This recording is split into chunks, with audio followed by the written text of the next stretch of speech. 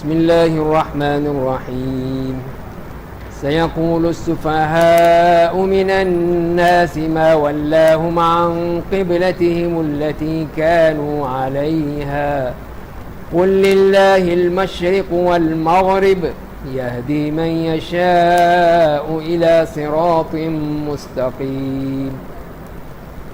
آج ہم اللہ تعالیٰ کی توفیق سے دوسرا پارہ شروع کر رہے ہیں، اور جیسے کہ بات ہوئی تھی کہ سورہ بقرہ کے جو بڑے بڑے 4 حصے ہم نے کیے تھے، اس میں ہم نے پہلا حصہ جو کہ تمہیدی تھا اس پر بات کی تھی کل، اور اس کے بعد پھر دوسرا حصہ جس میں بنی اسرائیل کے حوالے سے تفصیل سے بات ہوئی، اور اللہ تعالیٰ نے ان کے تمام جرائم بیان کر دیے، ان پر جو اللہ کے احسانات تھے وہ سب بیان کر دیے، اور اس کے بعد پھر آخر میں حضرت ابراہیم علیہ السلام کا تذکرہ تھا کہ وہ بہترین نمونہ ہیں کہ جن کے ذریعے ہی سے اصل دین سمجھ میں آ سکتا ہے۔ اور اس کے بعد پھر تیسرا حصہ جو شروع ہوتا ہے وہ آج کی ان آیات سے شروع ہوتا ہے، آیت نمبر 143 سے 283 تک، اور اس میں بھی 12 مضامین شامل ہیں۔ خاص طور پہ جو پہلا مضمون ہے کہ وہ شہادت علی الناس کے منصب پر امت وسط کو متعین کر دیا گیا، یعنی اسے پتہ چل گیا کہ بنی اسرائیل اس قابل نہیں ہے کہ ان کے جو مختلف جرائم تھے، مختلف قسم کی ان کی حرکتیں تھیں، تو اللہ تعالیٰ نے یہ واضح کر دیا۔ تو جیسے میں نے عرض کیا تھا کہ اس کے 2 مقاصد ہمارے سامنے نظر آتے ہیں۔ پہلا مقصد تو یہ ہے کہ اس امت کو آئینہ دکھانا ہے کہ دیکھ لو تم کہ تم نے بھی یہی حرکتیں کی جو بنی اسرائیل نے کی تھیں، تو تمہارا حشر بھی یہی ہوگا اور تم بھی اللہ کی جو رحمت سے دور ہو جاؤ گے۔ تو وہ چیز جو ہے وہ واقعی اللہ تعالیٰ نے بتا دی کہ یہ چیزیں جو ہیں دیکھ لو، غور کر لو۔ اور دوسری بات یہ ہے کہ اس کے ذریعے سے بنی اسرائیل کو اس سے محروم کر دیا گیا کہ اب وہ امام نہیں رہے، امامت، قیادت، سیادت سب ان سے چھن گئی، اور اس کو اللہ تعالیٰ نے اس امت کے لیے مخصوص کر دیا، یعنی بنی اسماعیل میں نبی پاک صلی اللہ علیہ وسلم کی امت، اور وہی امت مسلمہ ہے۔ تو یہ سارا تصور اور یہ سارا مضمون ہم پہلے پڑھیں گے، اس کے بعد دوسرے مضامین آئیں گے۔ تو فرمایا گیا جیسے کہ اس آیت کی شروع میں نے تلاوت کی ہے کہ ان قریب نادان لوگ کہیں گے کہ ان مسلمانوں کو کس چیز نے ان کے اس قبلے سے پھیر دیا ہے جس پر وہ پہلے سے تھے۔ آپ کہہ دیجئے کہ مشرق و مغرب کا مالک صرف اللہ ہے، وہ جسے چاہتا ہے صراط مستقیم پر ڈال دیتا ہے۔ تو یہ اب تحویل قبلہ کا ذکر آ رہا ہے۔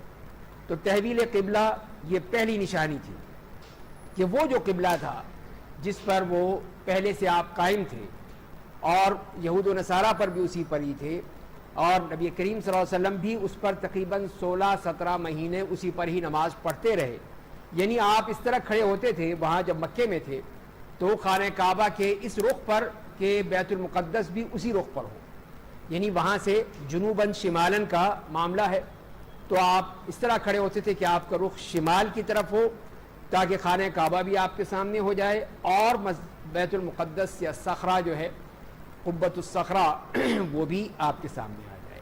لیکن جب آپ مدینے آ گئے تو مدینے میں اب مدینہ مکہ اور بیت المقدس کے درمیان ہے، اگر آپ بیت المقدس کی طرف رخ کریں گے تو مکے کی طرف پیٹھ ہوگی، اور اگر آپ بیت المقدس کی طرف رخ کریں گے یا اس کی طرف پیٹھ کریں گے یا ادھر خانہ کعبہ کی طرف رخ ہو جائے گا تو ادھر پیٹھ ہو جائے گی۔ تو لیکن اس کے باوجود اللہ کا حکم یہی تھا، تو آپ مدینہ آنے کے بعد بھی اسی طرح ہی وہ نماز پڑھتے رہے، اور آپ کی تمنا تھی، خواہش تھی کہ کاش میں خانہ کعبہ کی طرف رخ کر کے نماز پڑھوں۔ تو یہ چیز جو تھی یہ ان لوگوں کے لیے بہت ہی تکلیف کا باعث تھی، جس پر وہ چلے آ رہے تھے مختلف عرصہ دراز سے، اور یہودی بھی وہیں ادھر پڑھتے تھے بیت المقدس کی طرف رخ کر کے اپنی نمازیں، عیسائی سورج کی طرف رخ کر کے مشرق کی طرف رخ کر کے نماز پڑھتے تھے۔ تو لہذا اب ان کے لیے بڑا مشکل تھا کہ کس طرح وہ اپنی عادت کو بدلیں، کس طرح اب وہ یہ کہیں کہ اب ہم ادھر کو ہو جائیں۔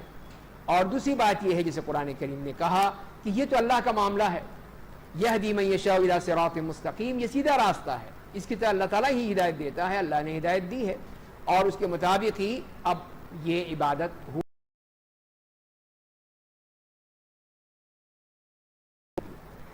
اگلی آیت لوگوں کے بارے میں گواہی دو، رسول تمہارے بارے میں گواہی دیں، اور وہ قبلہ جس کی طرف آپ پہلے سے متوجہ ہوتے تھے ہم نے اس لیے بنایا تھا کہ دیکھیں کہ کون ہمارے رسول کی اتباع کرتا ہے اور کون الٹے پاؤں پھر جاتا ہے، اور اسے قبول کرنا بہت ہی بھاری گزر رہا تھا سوائے ان لوگوں کے جنہیں اللہ نے ہدایت دی، اور اللہ ایسا نہیں ہے کہ تمہارے سابقہ ایمان اور عمل کو ضائع کر دے، بے شک اللہ تعالیٰ لوگوں کے لیے بہت ہی شفقت اور رحمت والا ہے۔ تو یہاں پر اس آیت میں بیان کر دیا گیا پہلی بات کہ تم امت وسط ہو، امت وسط بنایا ہے، اعتدال کی راہ، جیسے کہ یہودیوں اور عیسائیوں کے افراط اور تفریط تھا اس سے بالکل ہی نکال کر بالکل سیدھی راہ پہ اور امت وسط بنا دیا، اس پر یہ ہے۔ اور دوسری بات یہ کہ تم لوگوں پر گواہ بنو گے، لوگوں کے بارے میں گواہی دو گے، ساری امتوں پر یہ امت گواہی دے گی۔ حضرت نوح علیہ السلام کی امت سے پوچھا جائے گا کہ نوح علیہ السلام آئے تھے، انہوں نے کہیں گے نہیں ہم نہیں، پتہ ہی نہیں، آئے نہیں تھے، جھوٹ بول دیں گے۔ تو نوح علیہ السلام سے پوچھا جائے گا کہ آپ کے کوئی ہے گواہ؟ ہاں ہے گواہ، کون ہے؟ یہ امت محمدیہ میری گواہ ہے، یہ میری گواہی دیں گے۔ تو اب تم لوگوں کو کیسے پتہ چلا؟ ہمیں قرآن نے بتایا، ہمارے رسول صلی اللہ علیہ وسلم نے بتایا، اسی لیے ہم گواہی دیں گے۔ تو یہ ہے، اسی لیے فرما دیا کہ لِتَكُونُوا شُهَدَاءَ عَلَى النَّاسِ، تمام لوگوں پر گواہی دینا تمہارا فرض ہے۔ تو یہ امت محمدیہ کا اتنا اونچا مقام اللہ نے بنا دیا کہ اس کو وہ گواہی دیں گے تمام امتوں کے لیے، اور پھر رسول اللہ صلی اللہ علیہ وسلم وہ ہمارے بارے میں گواہی دیں گے، وَيَكُونَ الرَّسُولُ عَلَيْكُمْ شَهِيدًا، تم پر وہ گواہ ہوں گے، اور اس کے ذریعے سے پھر اللہ کے ہاں پتہ چل جائے گا کہ کون حق پر تھا کون باطل تھا۔ تیسری بات قبلہ کے حوالے سے کہ اس کی حکمت کیا تھی، کہ آپ نے فرمایا کہ ہم یہی دیکھنا چاہتے تھے، اللہ تعالیٰ یہ فرما رہے ہیں کہ کون ہے جو کہ اپنے اسی راستے پر رہتا ہے اور کون پلٹ جاتا ہے۔ اس لیے کہ اب ان لوگوں نے کہا یہ کیا ہو گیا کہ یہ تو پھر واپس چلے گئے اپنے مکے والے قبلے کی طرف، تو کہیں کسی دن یہ مکہ مدینہ چھوڑ کے مکہ ہی نہ چلا جائے، تو لہذا ہم نہیں چلتے ان کے ساتھ۔ جن کے دلوں میں نفاق تھا، منافق تھے یا کفر بھرا ہوا تھا، انہوں نے فوراً انکار کر دیا۔ تو وہی اللہ نے امتحان لے لیا کہ کون ہے جو اس معاملے میں صحیح معنی میں مستقیم ہے، مستقل ہے، اللہ تعالیٰ کے حکم پر چلنے والا ہے، اور کون ہے جو کہ اس معاملے میں مذبذب ہے، اس کے ہاں وہ یقین نہیں ہے، وہ کبھی ادھر کبھی ادھر والا معاملہ ہے۔ تو اسی لیے اللہ تعالیٰ نے فرما دیا کہ یہی دیکھنا تھا کہ کون پلٹ جانے والے ہیں اور کون ثابت قدم رہنے والے ہیں۔ اور یہ بھی بتا دیا کہ لوگوں کو یہ خیال ہوا کہ جنہوں نے بیت المقدس پہ نماز پڑھی ہے ان کا کیا بنے گا، تو فرمایا کہ ان کو اللہ تعالیٰ ضائع نہیں کرے گا۔ وَمَا كَانَ اللَّهُ لِيُضِيعَ إِيمَانَكُمْ، تو یہاں ایمان سے مراد وہ نمازیں ہیں جو انہوں نے بیت المقدس کی طرف رخ کر کے نماز پڑھی تھیں، تو وہ نمازیں بھی اللہ تعالیٰ قبول فرما لے، اس لیے کہ وہ بھی اللہ کے حکم سے تھا، کسی اور کے حکم سے نہیں تھا۔ جب اللہ کے حکم سے ہے تو پھر اس میں کسی قسم کا کوئی مسئلہ نہیں ہے۔ تو یوں اللہ نے ان لوگوں کے لیے یہ بتا دیا کہ یہ ہے اصل چیز۔ فرمایا کہ ہم دیکھ رہے ہیں کہ آپ کا چہرہ بار بار آسمان کی طرف اٹھ رہا ہے، اس لیے کہ ہم آپ کو اس قبلے کی طرف ضرور پھیر دیں گے جسے آپ پسند کرتے ہیں، بس آپ اپنا رخ مسجد حرام کی طرف پھیر لیجئے۔ ارے مسلمانوں، تم جہاں کہیں بھی رہو نماز میں اپنا رخ مسجد حرام کی طرف کر لو، اور جو اہل کتاب ہیں وہ تو اچھی طرح جانتے ہیں کہ ان کے رب کی طرف سے یہی حق ہے، اور وہ جو کچھ کر رہے ہیں اللہ اس سے غافل نہیں ہے۔ تو یہ نبی کریم صلی اللہ علیہ وسلم کی جو تمنا تھی، خواہش تھی کہ کاش میں خانہ کعبہ کی طرف رخ کر کے نماز پڑھوں، اور آپ یہ اللہ تعالیٰ سے دعا کرتے تھے، یہ تمنا تھی، یہ آپ کی خواہش تھی۔ تو وہی اللہ تعالیٰ فرما رہے ہیں کہ ہم دیکھ رہے ہیں کہ آپ بار بار اپنا چہرہ اٹھاتے ہیں، بار بار دعا کرتے ہیں، تمنا کرتے ہیں، خواہش کرتے ہیں، تو اب ہم نے آپ کا چہرہ رخ بدل دیا ہے، اب اپنا رخ اب خانہ کعبہ کی طرف کر لیں، مسجد الحرام کی طرف کر لیں۔ اور پھر مسلمانوں سے بھی کہہ دیا، اب یہ عصر کی نماز تھی، سب سے پہلی نماز جو عصر کی نماز تھی وہ آپ نے پڑھی تھی خانہ کعبہ کی طرف۔ بعض جگہ خبر دیر سے پہنچی، عین نماز کے وقت پہنچی، جیسے مسجد قبلتین ہے، جو لوگ عمرے پر جاتے ہیں وہاں دیکھتے ہیں، وہ جگہ تھی جہاں پہ عین نماز کے وقت ان کو اطلاع ملی کہ اب قبلہ بدل گیا ہے، تو انہوں نے بالکل ہی اباؤٹ ٹرن جسے کہتے ہیں، بالکل ہی وہ مخالف سمت پہ چلے گئے، شمال سے جنوب کی طرف چلے گئے، اور اس طرح اپنی رخ بدل دیا۔ اسی کو اللہ تعالیٰ نے فرمایا ہے کہ اب تم اپنے چہرے، اپنے رخ اس طرف پھیر دو۔ تو تو یہ ہے اس بات کی طرف اشارہ، اور یہ بات بھی کہہ دی گئی کہ اہل کتاب تو اچھی طرح جانتے ہیں کہ یہ حق ہے ان کے رب کی طرف سے، اس لیے کہ اصل قبلہ تو یہی تھا اللہ تعالیٰ نے اس وقت ان کے لیے وہاں کر دیا تھا، لیکن اصل قبلہ یہی خانہ کعبہ ہے جس کی طرف انہیں کہا گیا ہے۔ اور اس کے ساتھ ساتھ جو فرما دیا گیا اگلی آیت میں، تو آیت نمبر بھی آپ ساتھ ساتھ دیکھتے جائیے، آیت نمبر 145 پر ہم پہنچے ہیں، اور اگر آپ اہل کتاب کے سامنے تمام نشانیاں پیش کر دیں گے تب کی خواہشات کی پیروی کر دیں، بتا دیں، تب بھی آیات میں بھی ہم نے پڑھی حضرت جبریل علیہ السلام کو اپنے دشمن قرار دے لیا اور طرح طرح کی باتیں کر رہے ہیں، ماننے والے ہرگز نہیں ہیں۔ تو یہاں پر بھی آپ اپنے سامنے ساری باتیں پیش کر دیں، لیکن یہ نہیں مانیں گے، اس لیے کہ یہ اس حد تک ڈھیٹ ہو چکے ہیں، تو لہذا چھوڑیں ان کو۔ پھر تو یہ نہیں مانتے، اب آپ بھی نہیں مان سکتے، اس لیے کہ اللہ نے حکم دے دیا کہ ادھر رخ کرو، اب آپ ان کی بات کیسے مانیں گے؟ اب آپ ادھر رخ نہیں کر سکتے بیت المقدس کی طرف، اس لیے کہ وہ اب قبلہ نہیں ہے۔ قبلہ ہے تو وہ خانہ کعبہ ہے، مسجد الحرام میں ہے، تو وہاں پر ہی ہم نے کرنا ہے۔ اور تیسری بات فرمائی گئی کہ یہ علم آنے کے بعد، علم یعنی کتاب، اللہ کی کتاب، نبی کریم صلی اللہ علیہ وسلم کی سنت آنے کے بعد اب کسی اور کی بات نہیں مانی جائے گی۔ اب کوئی رسول نہیں ہے، کوئی نبی اور نہیں ہے، صرف ایک ہی رسول ہے، اور وہ نبی پاک صلی اللہ علیہ وسلم ہے۔ ان کی بات کو لیا جائے گا، ان کو قبول کیا جائے گا، اس قرآن کی بات کو مانی جائے گی۔ اب ہمارے پاس اور کوئی اتھارٹی نہیں ہے کہ ہم کہیں کہ جی فلاں نے کہہ دیا تھا، فلاں پیر صاحب نے کہہ دیا تھا، فلاں مرید صاحب نے کہہ دیا تھا، نہیں، ان کی بات نہیں چلے گی۔ بات چلے گی تو اللہ کی، اللہ کے رسول صلی اللہ علیہ وسلم کی، جس کے بارے میں صاف کہہ دیا، اور یہ بھی کہا کہ اگر آپ نے ان کی بات مانی تو آپ ظالموں میں سے ہو جائیں گے۔ ظلم، ظالم، وہی چیز جو اپنی کسی بات کو اس کے جو اصل جگہ ہے اس سے ہٹا کر رکھتا ہے، وہی ظالم ہے۔ اب ہم کہیں کہ نہیں جی ہم قرآن و سنت کو نہیں مانتے، ہم تو اپنی مرضی کریں گے، جو چاہیں کر لیں آپ، تو یہ بات غلط ہوگی، وہی ظالم ہے۔ اگلی آیت میں، آیت نمبر 146 میں فرمایا کہ جنہیں ہم نے کتاب دی ہے وہ رسول اللہ صلی اللہ علیہ وسلم کو ایسا ہی پہچانتے ہیں جیسے وہ اپنے صلبی بیٹوں کو پہچانتے ہیں، اور ان کی ایک جماعت حق کو جانتے ہوئے چھپاتی ہے۔ اور اگلی آیت میں آپ کے رب کی طرف سے یہی حق ہے، اس لیے آپ شک کرنے والوں میں سے نہ بن جائیے۔ تو یہاں پر یہ بتا دیا گیا کہ یہ لوگ ایسے نہیں ہیں کہ جو نہیں جانتے، سب کچھ جانتے ہیں، ان کو پتا ہے، اور یہاں تک کہہ دیا گیا کہ یہ آپ کو اس طرح جانتے ہیں جیسے اپنے بیٹوں کو جانتے ہیں۔ تو کون ہوگا وہ شخص جو اپنے بیٹوں کو نہ جانتا ہو؟ اگر 1000 بچے بھی ہیں تو اس میں اپنے بچے کو فوراً پہچان لے گا کہ یہ ہے میرا بچہ۔ اسی طرح فرمایا کہ یہ لوگ اس طرح اپنی جیسے اولاد کو پہچانتے، اسی طرح رسول اللہ صلی اللہ علیہ وسلم کو جانتے ہیں، پہچانتے ہیں۔ کہاں سے جانتے ہیں؟ اللہ نے ان کی کتاب میں بتا دیا ہے، انجیل میں بھی بتایا، تورات میں بھی بتایا، آپ کی صفات بتا دی، آپ کی تمام تفصیل بتا دی، تو اب یہ نہ پہچاننے کی تو بات ہی نہیں ہے، پوری طرح یہ سب کچھ جانتے ہیں، پہچانتے ہیں، لیکن مسئلہ کیا ہے کہ یہ باتوں کو چھپاتے ہیں۔ حق کو بات جانتے ہوئے چھپانا بہت بڑا ظلم، بہت بڑی زیادتی، بہت بڑا گناہ ہے کہ انسان کوئی حق جانتا ہو اور بعد میں کہنے ہی نہیں، میں نہیں بتاؤں گا تمہیں، حق نہیں بتاؤں گا۔ تو یہی چیز جو ہے وہ انتہائی بڑا ظلم اور زیادتی جو ان کی طرف سے ہوئی تھی، اسی لیے فرمایا کہ آپ ان شک کرنے والوں میں سے نہ ہو جائیے گا، جیسے یہ لوگ شک کر رہے ہیں، آپ ایسا مت کیجیے گا۔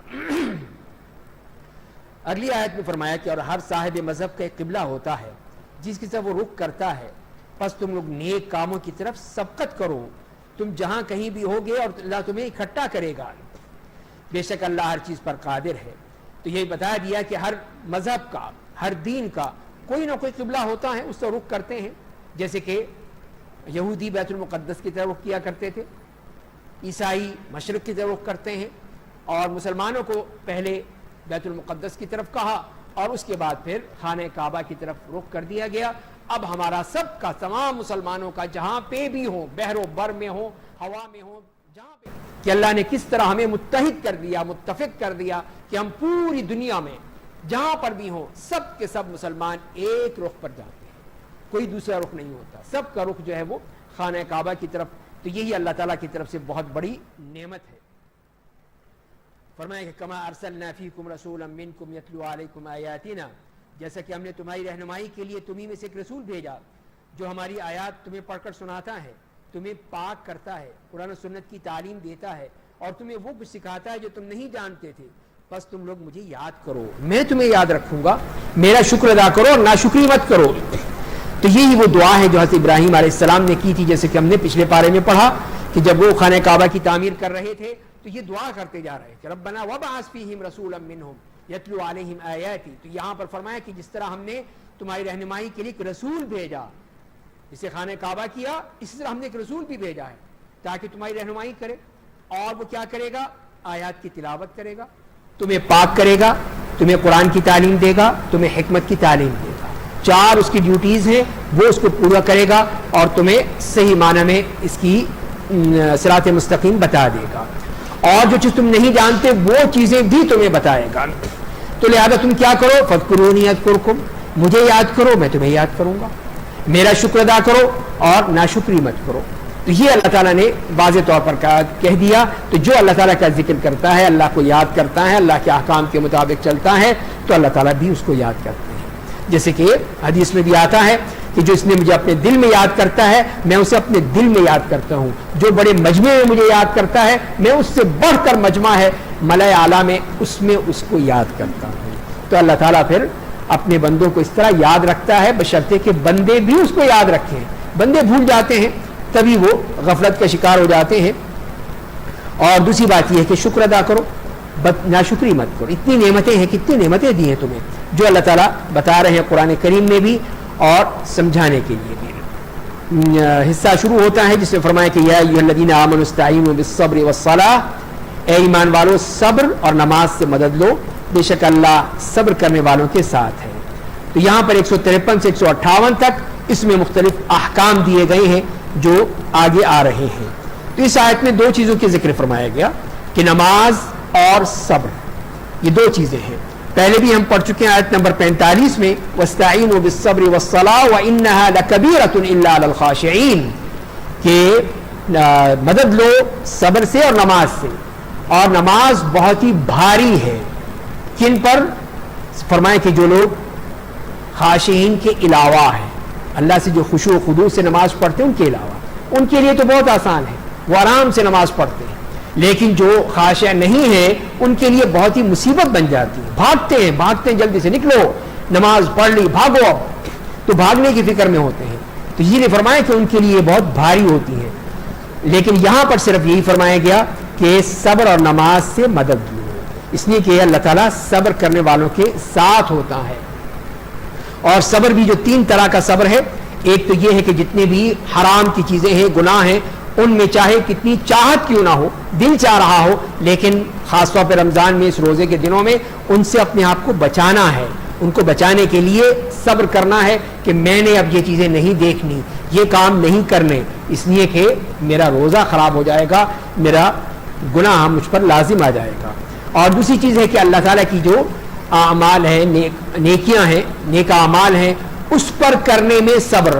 اب جیسے کہ روزہ ہے، اب آپ نے روزہ رکھا ہے، 16 گھنٹے آپ نے روزہ یہ مکمل کرنا ہے، اور اس میں یہ حالت بھی ہے کہ گرمی بھی سخت ہے، اس کے اوپر مستضاد یہ کہ لوڈ شیڈنگ بھی ہے، سب کچھ ہونے کے باوجود آپ صبر کیے، آپ نے صبر کر کے اس پہ روزہ رکھا ہے۔ اس طرح سردیوں میں اس کے برعکس ہوتا ہے کہ صبح کو فجر کی نماز کے لیے اٹھا ہی نہیں جاتا، اتنی سخت سردی، ٹھنڈا پانی کیسے نکلے، سخت سردی ہو رہی ہے، تو اس میں بھی صبر کرنا ہے، برداشت کرنا ہے، نکلنا ہے۔ تو یہ ہے وہ اللہ کے نیک اعمال پر صبر کرنا۔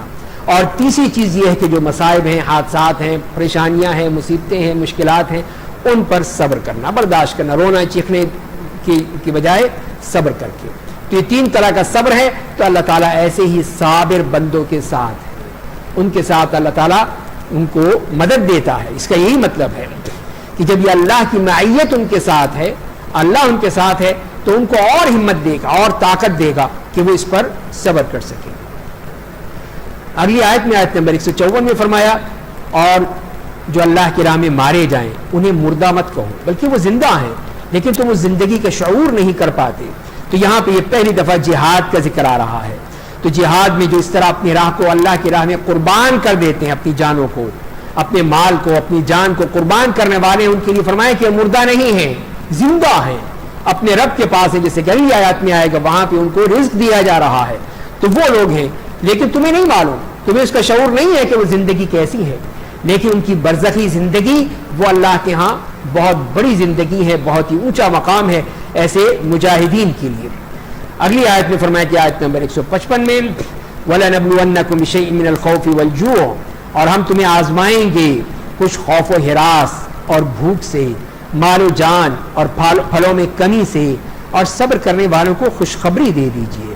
تو یہاں یہ بتا دیا، صحابہ کرام کو بھی بتایا اور مسلمانوں کو بھی بتایا قیامت تک کے لیے کہ دیکھو جنت اتنی آسانی سے نہیں ملے گی، اس کے لیے پریشانیاں آئیں گی، مصیبتیں آئیں گی، مشکلات آئیں گی، طرح طرح کے مسائل ہوں گے.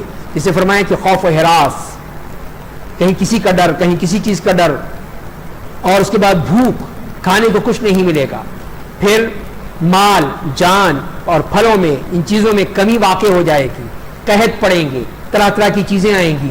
یہ سب کیا ہے؟ یہ سب اللہ کی طرف سے آزمائشیں ہیں. یہ آزمائشیں اللہ تعالیٰ اسی کے ذریعے سے اپنے بندوں کو آزماتا ہے کہ کون ہے جو صحیح معنی میں صبر کرتا ہے، برداشت کرتا ہے. اسی لیے فرمایا کہ وَبَشِّرِ الصَّابِرِينَ، تو ایسے صبر کرنے والوں کو بشارت دے دیجیے، ان کے لیے بشارت ہے، خوشخبری ہے اللہ تعالیٰ کی طرف سے. اور وہ کیا کرتے ہیں؟ جو فرمائیں کہ جب مصیبت آتی ہے تو کیا کہتے ہیں کہ اِنَّا لِلَّهِ وَإِنَّا إِلَيْهِ راجعون. تو یہ ہے اللہ تعالیٰ نے وہ توحید سکھا دی ہے کہ اس صبر میں، اس مشکل وقت میں بھی یہ کہو کہ اِنَّا لِلَّهِ، کہ ہم اللہ کے لیے ہیں، وَإِنَّا إِلَيْهِ راجعون، اور ہم اسی کی طرف لوٹ کر جانے والے ہیں. یہ ہے تصور، یہ ہے دین کا تصور کہ ہمیں یہ یقین دلانا ہے اپنے آپ کو کہ ہم اللہ ہی کے لیے ہیں، اللہ ہی کے بندے ہیں، اسی نے بھیجا ہے، اسی کی طرف لوٹنا ہے. تو پھر پریشانی کس بات کی ہے؟ اللہ نے ایک چیز لے لی تو کیا ہوا؟ یہ تو اسی کی تھی نا، اسی کی امانت تھی، اس نے دی تھی، لے لی. بچہ ہوا، کچھ دن رہا، انتقال کر گیا، ٹھیک ہے، اللہ کی دی ہوئی چیز تھی، لے لی اس نے واپس. تو یہ ہے جو فرمایا جا رہا ہے کہ اِنَّا لِلَّهِ وَإِنَّا إِلَيْهِ راجعون. کہتے ہیں کوئی بھی مصیبت آئے، صرف موت ہی نہیں، کوئی بھی مصیبت ہو، کوئی پریشانی ہو، کوئی مشکل ہو، تو وہاں پہ یہی لفظ کہا جائے تو اللہ کو بہت پسند ہے. تو انہی کے لیے فرمایا کہ اولئک علیہم الصلوات، تو ایسے لوگوں پر اللہ کی نوازشیں ہیں، رحمت ہوتی ہے، یہی لوگ سیدھی راہ پر ہیں، یہ ہے سیدھی راہ پر چلنے والے. تو اس طرح ان لوگوں کے بارے میں بھی بتا دیا، خاص طور پہ صابر اور ثابت قدم رہنے والوں کے لیے. اگلی آیت میں اب صفا مروہ کی بات ہو رہی ہے، جس میں فرمایا کہ بے شک صفا مروہ اللہ کے مقرر کردہ نشانات ہیں، اس لیے جو کوئی بیت اللہ کا حج کرے یا عمرہ کرے اس کے لیے کوئی گناہ کی بات نہیں کہ ان دونوں کے درمیان طواف کرے. اور جو شخص اپنی خوشی سے کوئی کار خیر کرے گا تو اللہ اس کو اچھا بدلہ دینے والا اور بڑا جاننے والا ہے. تو یہاں پہ صفا مروہ کی بات کی، اور وہ اس لیے مسلمانوں کو کچھ ایک طرح سے مشکل ہوتی تھی، پریشانی ہوتی تھی کہ یہی دونوں جو پہاڑیاں تھیں ان پر دو بت رکھے ہوئے تھے، اساف اور نائلہ کے نام سے دو بت تھے، اور لوگ ان کے درمیان دوڑتے تھے، ان کی پوجا کرتے تھے. تو جب اسلام آیا، اسلام نے ان سے سب کا صفایا کر دیا، نہ کوئی بت رہا، نہ حبل، نہ لات، نہ عزا، نہ منات، سب ختم ہو گئے، سارے صاف کر دیے گئے. لیکن جگہ تو وہی تھی، اس لیے ان کو ذرا احساس ہوتا تھا کہ یہ اسی جگہ پہ جہاں ہم ان بتوں کے لیے کیا کرتے تھے، آج ہم جا کے وہاں پر یہ عبادت کریں. تو اللہ تعالیٰ نے فرمایا کہ نہیں، ایسی بات نہیں ہے، یہ تو اللہ کی طرف سے شاعر ہے. وہ شاعر سے مراد ہی وہ ہوتی ہے کہ وہ بات جو اللہ تعالیٰ نے اپنی طرف سے مقرر کی ہے، کسی اور نے نہیں، کسی اور کی طرف سے نہیں کہ ہم یہ کہیں کہ جی فلاں جو مینار ہے، فلاں گنبد ہے، وہ جو ہے وہ شاعر اللہ میں سے ہے. نہیں، جو اللہ نے مقرر کی ہیں وہ ہیں شاعر اللہ. تو صفا مروہ کو کہا کہ یہ شاعر اللہ ہے، تو لہذا اب تمہارے کوئی حرج نہیں ہے، لہذا تم جاؤ، جا کے صحیح کرو، ان کے درمیان صحیح کرو. کہ جیسے کہ اور وہ نشانی ہے، علامت ہے حضرت ہاجرہ کی، جب وہ اپنے بچے کی خاطر پانی کی تلاش میں بھاگ رہی تھی، تو وہ اللہ تعالیٰ کو ان کی ادا اتنی پسند آئی کہ وہ ہمارے لیے مستقل سنت قرار دے دی گئی، عمرہ کرنے والوں کے لیے رکن قرار دے دیا گیا کہ کوئی عمرہ کرنا جاتا ہے اور صحیح نہیں کرتا تو اس کی صحیح نہیں ہوگی، اس کا عمرہ نہیں ہوگا. لازمی ہے کہ وہ جا کے صفا مروہ کے درمیان یہ دوڑیں لگائے، کہ صحیح کرے تو اس کا عمرہ پورا ہوگا، ورنہ اس کا عمرہ نہیں ہوگا. اگلی آیت میں ایک اور چیز جو فرمائی، جیسے کہ ہم نے پہلے بات کی تھی، اور یہ تیسرا ہمارا اس بارے میں آیت نمبر 159 سے 167 تک عقیدہ توحید اور کتمان حق والی بات یہاں پر آ رہی ہے۔ اس سے پہلے بھی بات ہوئی کہ یہ یہود و نصارہ باتوں کو چھپاتے ہیں، جانتے ہیں رسول اللہ کو لیکن بتاتے نہیں ہیں، ہر بات کو چھپا چھپا کر رکھتے ہیں۔ تو یہاں پر یہی ان کے اسی جرم کے بارے میں فرمایا گیا کہ بے شک جو لوگ ہماری نازل کردہ نشانیوں اور ہدایت کو چھپاتے ہیں، اس کے باوجود کہ ہم اسے لوگوں کے واسطے کتاب میں بیان کر چکے ہیں، ان پر اللہ اور تمام لعنت کرنے والوں کی لعنت ہوتی ہے، ان کے اوپر لعنت کرتے ہیں سب۔ تو یہ کتنا بڑا جرم ہو گیا جس پہ اللہ کی لعنت، تمام لوگوں کی لعنت ایسے لوگوں پر جو کہ حق کو جانتے ہوئے بوجھتے ہوئے چھپا لیتے ہیں، نہیں بیان کرتے۔ تو یہ کتنا بڑا جرم ہے کہ انسان کو حق معلوم ہو اور کہ نہیں میں نہیں بتاتا، بتانا پڑے گا۔ تو یہی چیز جو تھی اللہ تعالیٰ نے اس کے بارے میں ذکر فرما دیا، سوائے ان لوگوں کے، لیکن جن لوگوں نے توبہ کر لی، اپنی اصلاح کر لی اور حق بات لوگوں کے سامنے بیان کر دی، تو میں ان کی توبہ قبول کر لوں گا، اور میں بڑا توبہ قبول کرنے والا، رحم کرنے والا ہوں۔ تو یہ بتایا دیا کہ یہود و نصارہ اگر یہ توبہ کر لیں گے اور اصلاح کریں گے اور بیان کریں گے، صرف توبہ کرنا کافی نہیں ہے، پھر اس کے ساتھ ساتھ اس کی تلافی بھی ضروری ہے کہ جو آپ نے گناہ کیا تھا اب اس کی تلافی بھی کریں، کہ اب اصلاح کریں اور بتائیں لوگوں کو کہ یہ چیزیں ہیں ہماری کتابوں میں، قرآن کریم کے علاوہ ان کی جو کتابیں ہیں زبور، تورات، انجیل، ان میں بھی نبی کریم صلی اللہ علیہ وسلم کا تذکرہ موجود ہے، تو لہذا بتاؤ۔ پھر کیوں نہیں بتاتے، تم چھپاتے کیوں ہو؟ تو اگر جو بتائے گا تو اللہ تعالیٰ اس کی توبہ قبول کر لیں گے، جو نہیں بتائے گا اس کا معاملہ بڑا سخت ہے، جیسے کہ آپ نے پچھلی آیت میں دیکھا ہے۔ اور فرمایا اگلی آیت میں کہ بے شک جن لوگوں نے کفر کی راہ اختیار کی اور حالت کفری میں مر گئے، ان پر اللہ کی، فرشتوں کی اور تمام بنی نوع انسان کی لعنت برس گئی، وہ اسی لعنت میں ہمیشہ رہیں گے، نہ تو ان سے عذاب ہلکا کیا جائے گا اور نہ ہی انہیں مہلت دی جائے گی۔ تو یہ وہ ہیں جو کہ کفر کی حالت میں مر جاتے ہیں، ان پر اللہ کی، فرشتوں کی، تمام انسانوں کی ہمیشہ ہمیشہ کے لیے لعنت ہے۔ لعنت سے مراد یہ ہوتا ہے کہ وہ اللہ کی رحمت سے دور کر دیے گئے، اب وہ اللہ کی رحمت کو نہیں پا سکتے، اللہ کی رحمت ان کو مل ہی نہیں سکتی ہے۔ اس کے بعد اگلی آیات میں دعوت ہے، اللہ تعالیٰ کی وحدانیت کی دعوت اور اس کے دلائل بیان کیے گئے ہیں۔ فرمایا کہ وَإِلَٰهُكُمْ إِلَٰهٌ وَاحِدٌ، اور تم سب کا معبود ایک اللہ ہے، اس کے علاوہ کوئی معبود نہیں، وہ نہایت مہربان رحم کرنے والا ہے۔ اور پھر اس کے یہ دلائل دیے ہیں اگلی آیت میں کہ بے شک آسمان و زمین کی تخلیق، لیل و نہار کی گردش، اور ان کشتیوں میں جو سمندر میں لوگوں کے لیے نفع بخش سامان لے کر چلتی ہیں، اور اس بارش میں جسے اللہ آسمان سے بھیجتا ہے، جس کے ذریعے وہ مردہ زمین میں جان ڈالتا ہے، اور جس زمین پر اللہ نے تمام قسم کے جانوروں کو پھیلا دیا ہے، اور ہواؤں کے رخ بدلنے میں، اور اس بادل میں جسے اللہ آسمان و زمین کے درمیان مسخر کیے ہوتا ہے، اصحاب عقل و خرد کے لیے بہت ساری نشانیاں ہیں۔ تو یہاں دیکھیے ایک ہی آیت میں کتنی نشانیاں بیان کر دی اللہ تعالیٰ نے، کہ سب وہ نشانیاں ہیں جس پر صرف اللہ ہی قادر ہے اور کوئی یہ کر ہی نہیں سکتا ہے۔ یہ آسمان و زمین کا پیدا کرنا، دن و رات کا آنا جانا، کشتیوں کا سمندر میں چلنا، آج بھی جو سمندر میں کشتیاں چلتی ہیں، جہاز چلتے ہیں، وہ صرف اللہ ہی کی قدرت سے، اللہ ہی کی حکمت سے، اس کی رحمت سے چلتے ہیں، چاہے وہ کتنی زبردست ٹیکنالوجی ان کے پاس موجود ہو، لیکن جب وہ طوفان آتا ہے تو وہ بھی اس کے سامنے لاچار ہو جاتے ہیں، نہیں چل سکتے۔ اور فرمایا کہ آسمان سے بارش کا برسانا، پھر زمین کو زندہ کرنا، اس میں ہر طرح کے یہ حشرات، جانور، ہر چیز کو اللہ تعالیٰ نے پیدا کرنا، اور ہواؤں کا چلنا، بادلوں کا چلنا، یہ تمام چیزیں کیا ہیں؟ یہ صرف وہی چیزیں ہیں جو اللہ ہی کر سکتے ہیں۔ تو جو وہ یہ قادر ہے تو وہی تو عبادت کا مستحق ہے کہ اس کی عبادت کی جائے، اور کوئی ذات ایسی ہے ہی نہیں، اور کوئی پوری کائنات میں جو یہ کام کر سکتا ہو، تو جو یہ کر سکتا ہے وہی اللہ ہے اور وہی عبادت کا مستحق ہے۔ اگلی آیت میں فرمایا کہ بعض لوگ ایسے ہوتے ہیں جو دوسروں کو اللہ کا شریک بناتے ہیں، ان سے ایسی محبت کرتے ہیں جیسے اللہ سے ہونی چاہیے، اور ایمان والے اللہ سے بے حد محبت کرتے ہیں، اور یہ ظالم لوگ جب اپنی آنکھوں سے عذاب کو دیکھ لیں گے تب انہیں یقین آ جائے گا کہ باقی تمام قوت صرف اللہ کے پاس ہے، اور بے شک اللہ سخت عذاب دینے والا ہے۔ تو یہ بتائیں ان لوگوں کے بارے میں جو اللہ کے سوا کسی اور سے محبت کرتے ہیں، کسی اور کی پوجا پاٹ کرتے ہیں، اور ان سے اس طرح کی محبت کرتے ہیں جیسے اللہ سے کرنی چاہیے تھی. یعنی یہ ان کا جرم ہے کہ محبت اللہ سے ہونی چاہیے تھی، محبت کر رہے ہیں اپنے بتوں سے، اپنے ان اصنام سے، اوثان سے، ان کو جو بنا رکھا ہے ان سے محبت کر رہے ہیں. تو یہ ان کا جرم ہے. یہی اس لیے کہ محبت بھی اللہ ہی سے ہوتی ہے. اللہ کے بندے ہیں، اللہ ہی کی کھانا کھاتے ہیں، رزق کھاتے ہیں، تو اسی کی عبادت کریں گے، اسی سے محبت کرنی ہے. تو اس سے محبت کرو گے تو واقعی تم اللہ کے بندے بنو گے. تو یہی فرمایا جا رہا ہے کہ جو اللہ کے نیک بندے ہیں، ایمان والے، اشد حبا للہ، سب سے بڑھ کر ان کی محبت اللہ سے ہوتی ہے. اور جب یہ دوسرے لوگ ہیں، جب وہ عذاب دیکھیں گے تو اس وقت کہیں گے ان القوۃ للہ جمیعا، تب انہیں یقین آ جائے گا کہ ہاں باقی ساری قوت اللہ کے ہاتھ میں ہے اور اللہ تعالیٰ سخت عذاب دینے والا ہے. تو یہ ایمان بالغیب نہیں ہے، یہ ہے ایمان بالشہود، کہ جب چیز سامنے نظر آئی تب کہہ رہے ہیں کہ ہاں ہم مان گئے. اس کا کیا فائدہ؟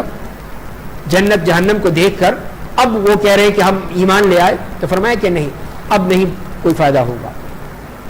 اور ان کی حالت کیا ہوگی اس وقت کہ دونوں طرح کے لوگ، جو ان کے پیشوا تھے، لیڈر تھے، وہ بھی، اور جو ان کی اتباع کرنے والے، وہ آپس میں لڑیں گے، آپس میں جھگڑا ہو جائے گا. جب پیشوا لوگ اپنی اتباع کرنے والوں سے اظہار براءت کر دیں گے اور عذاب کو اپنی آنکھوں سے دیکھ لیں گے اور تمام ہی اسباب و وسائل ختم ہو جائیں گے، اور پیروی کرنے والے لوگ کہیں گے کہ اے کاش ہم ایک بار دنیا میں لوٹ کر جا سکتے ہیں تاکہ ان پیشواؤں سے ویسا ہی اظہار براءت کرتے جیسا انہوں نے آج ہم سے کیا ہے. اس طرح اللہ تعالیٰ انہیں دکھائے گا کہ ان کے اعمال ان کے لیے باعث حسرت و ندامت بن گئے اور وہ لوگ عذاب نار سے کبھی بھی نکل نہیں سکیں گے. تو یہ ہے وہ لوگ. اب وہاں پر یہ پہنچیں گے عام لوگ بھی، لیڈران بھی، سارے لیڈر، جتنے بھی لیڈر بنے پھرتے ہیں، سیاسی ہو، مذہبی ہو، جو بھی ہو، سارے لیڈر وہاں پہنچیں گے. تو وہ کہیں گے نہیں نہیں، جاؤ جاؤ، آج ہم کچھ نہیں کر سکتے تمہارے. یہاں تو ہمارے پیچھے بھاگتے ہیں ووٹ لینے کے بعد، ووٹ لینے کے لیے، اور ووٹ لینے کے بعد پھر بھول جاتے ہیں. تو وہاں پر بھی یہی ہوگا، وہاں پہ بھی کہیں گے ہمیں نہیں پتا تم کون ہو. تو یہ کہیں گے کہ اب تو معاملہ گڑبڑ ہو گیا. تو وہ ان کے لیے یہ دعا کریں گے کہ کاش ہمیں موقع مل جائے ایک دفعہ پھر جائیں دنیا میں اور پھر ہم سے کہیں کہ ہم تمہیں بھی نہیں، ہم تم نہیں جانتے، جیسے تم نے ہمارے بارے میں کہہ دیا یہاں پر قیامت کے دن کہ ہم نہیں جانتے تم کون ہو. تو ہم بھی کاش ایسا موقع مل جائے کہ ہم بھی یہی کہہ سکتے ہیں. اس لیے کہ مسئلہ یہی ہے کہ ہم یہاں پہ آنکھیں بند کر کے زندہ باد مرد آباد، زندہ باد مرد آباد کرتے رہتے ہیں. کون کیسا ہے کچھ نہیں پتا، اچھا ہے برا ہے کچھ نہیں پتا، بس ایک بھیڑ کی بھیڑ ہے، چل رہی ہے، پیچھے پیچھے بھاگ رہی ہے. تو یہ ہے لیڈروں کے پیچھے بھاگنا. اس کا نتیجہ یہ بتا دیا کہ جو چاہے کسی بھی لیڈر کے پیچھے جائیں، مذہبی ہو، سیاسی ہو، کوئی بھی ہو، تو اس کا نتیجہ یہ نکلے گا. لیکن جو اللہ کے لیے محبت کرتا ہے اپنے لیڈر سے، تو وہ ظاہر ہے پھر اللہ ہی کے لیے اس سے محبت کرے گا، دنیا کے لیے نہیں کرے گا، پیسوں کے لیے نہیں کرے گا، یا وہ ووٹوں کے لیے آپ کے پیچھے نہیں بھاگے گا.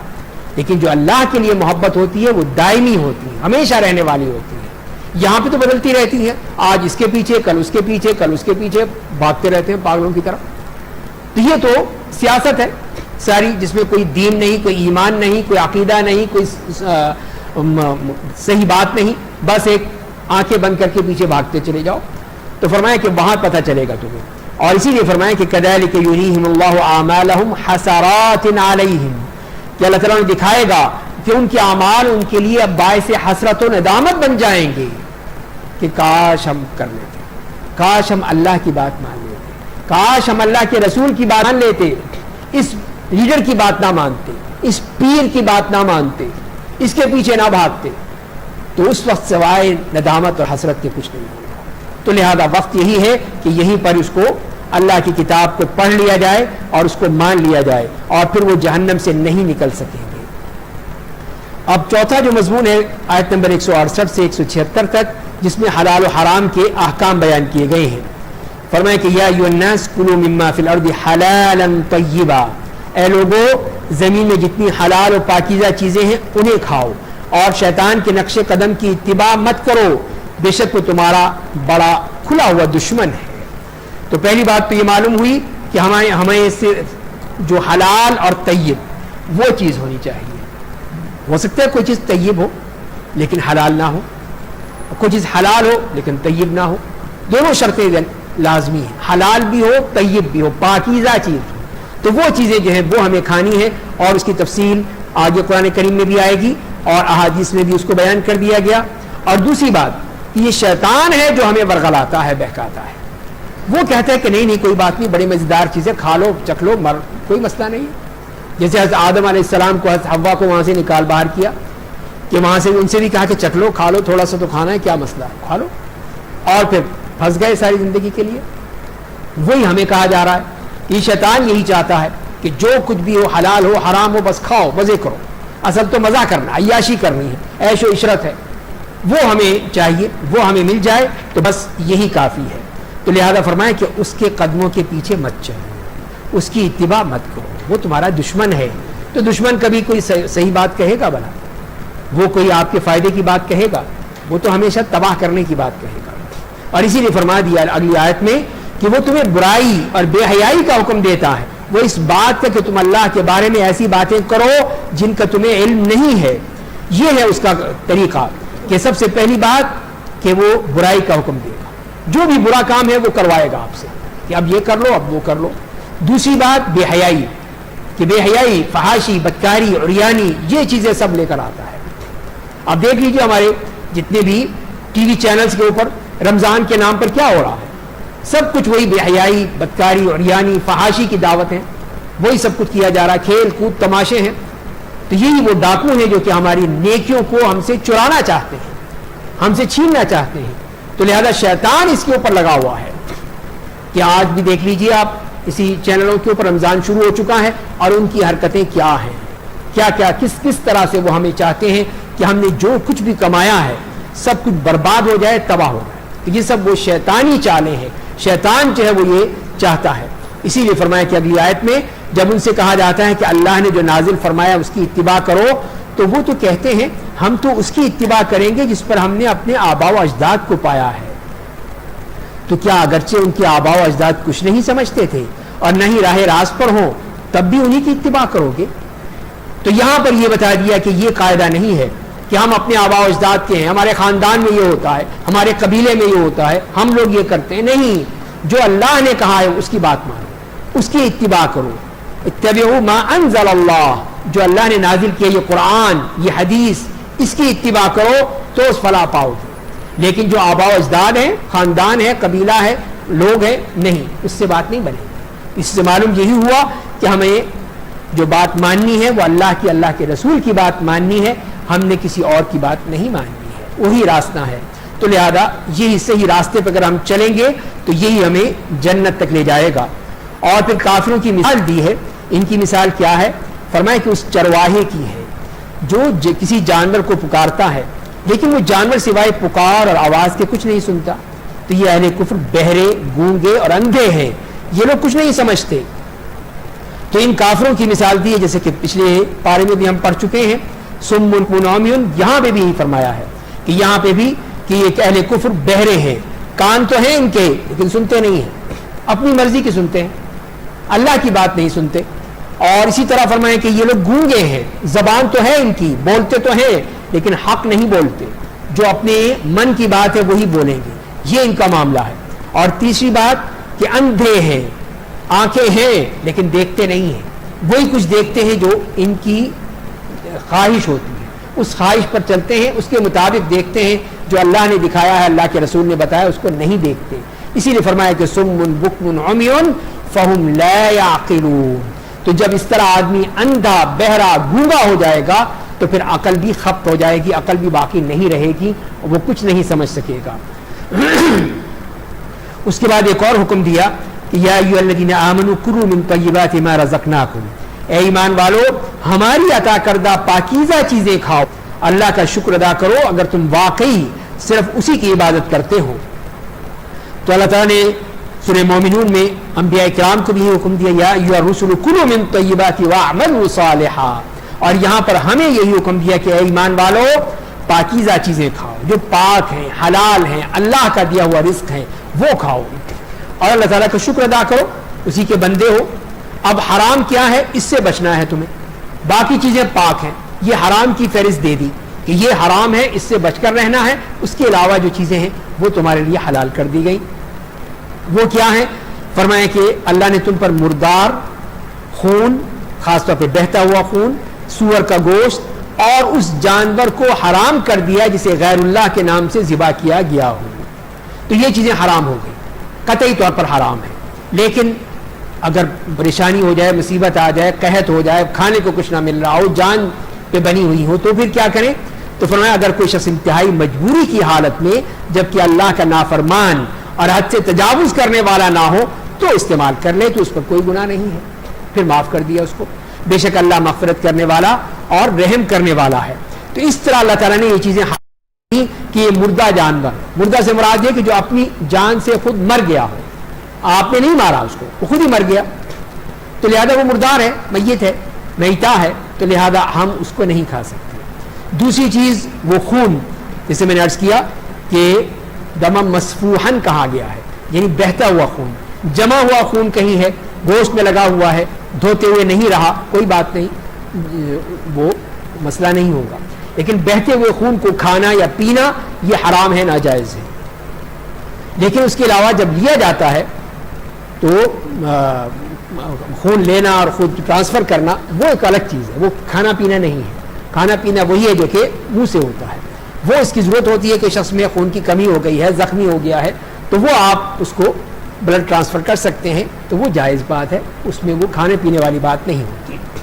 اور تیسری چیز وہ سور کا گوشت، وہ ہمارے لیے حرام قرار دے دیا گیا، ہم اس کو اس کی کوئی بھی چیز نہیں کھا سکتے، نہ استعمال کر سکتے ہیں.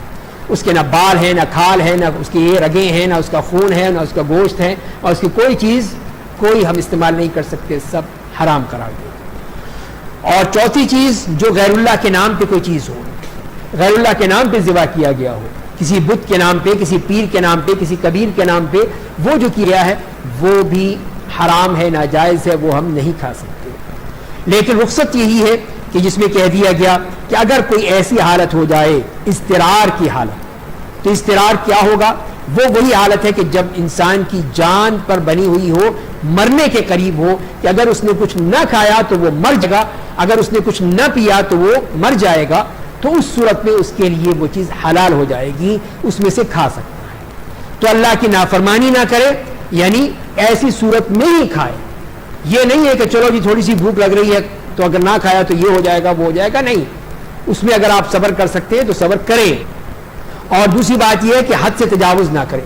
چلو آج موقع ملا ہے، چلو پوری بوتل اڑا دو، ایک گھونٹ کی اجازت ملی ہے آپ کو کہ اعلیٰ حلق میں جیسے کہتے ہیں کہ لقمہ اٹک گیا اور کچھ اور چیز نہیں ہے سوائے اسی شراب کے، تو لہذا پھر یہ نہیں ہوگا ایک گھونٹ کے بجائے آپ کہیں چلو جو آج سے موقع ملا پوری اڑا دو.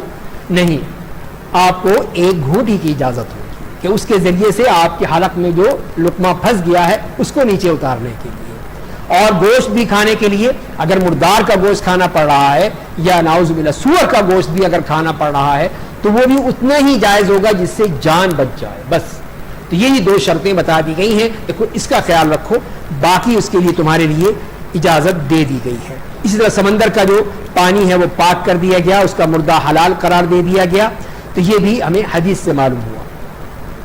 اب دوبارہ پھر انہی کی بات کی جو لوگ اللہ کی آیات کو چھپاتے ہیں، تو فرمایا اگلی آیت میں، آیت نمبر 74 میں، کہ جو لوگ اللہ کی نازل کردہ کتاب کو چھپاتے ہیں اور اس کے بدلے حقیر سی قیمت قبول کر لیتے ہیں، وہ در حقیقت اپنے پیٹ میں جہنم کی آگ بھرتے ہیں، اور قیامت کے دن اللہ ان سے بات نہیں کرے گا، نہ انہیں پاک کرے گا، ان کے لیے بڑا دردناک عذاب ہوگا. انہی لوگوں نے ہدایت دے کر ضلالت لے لی ہے اور مغفر عذاب قبول کر لیا ہے. یہ لوگ عذاب جہنم پر کس قدر صبر کرنے والے ہوں گے. تو یہ دوبارہ پھر فرمائے اسی کتمان حق کے بارے میں، ان یہودیوں کا طریقہ، عیسائیوں کا طریقہ، ان کو حق معلوم تھا لیکن چھپائے رکھا، نہیں بتایا.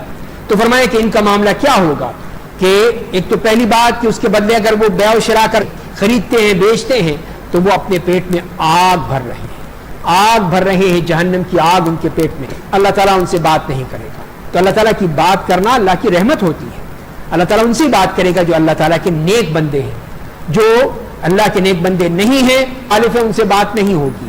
اور اسی لیے فرمائے کہ نہ ان کا تزکیہ کیا جائے گا بلکہ ان کے لیے دردناک عذاب ہے، اسی لیے کہ انہوں نے گمراہی خرید لی، ہدایت کو بیچ ڈالا، اور عذاب خرید لیا، مغفرت کو بیچ ڈالا.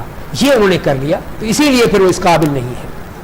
اگلی آیت میں فرمائے کہ یہ عذاب انہیں اس لیے دیا جائے گا کہ اللہ نے سچی کتاب اتاری ہے اور انہوں نے اسے چھپا دیا، اور جو لوگ اس کتاب میں اختلاف کرتے ہیں وہ بہت ہی مخالفت اور عداوت میں پڑ گئے ہیں۔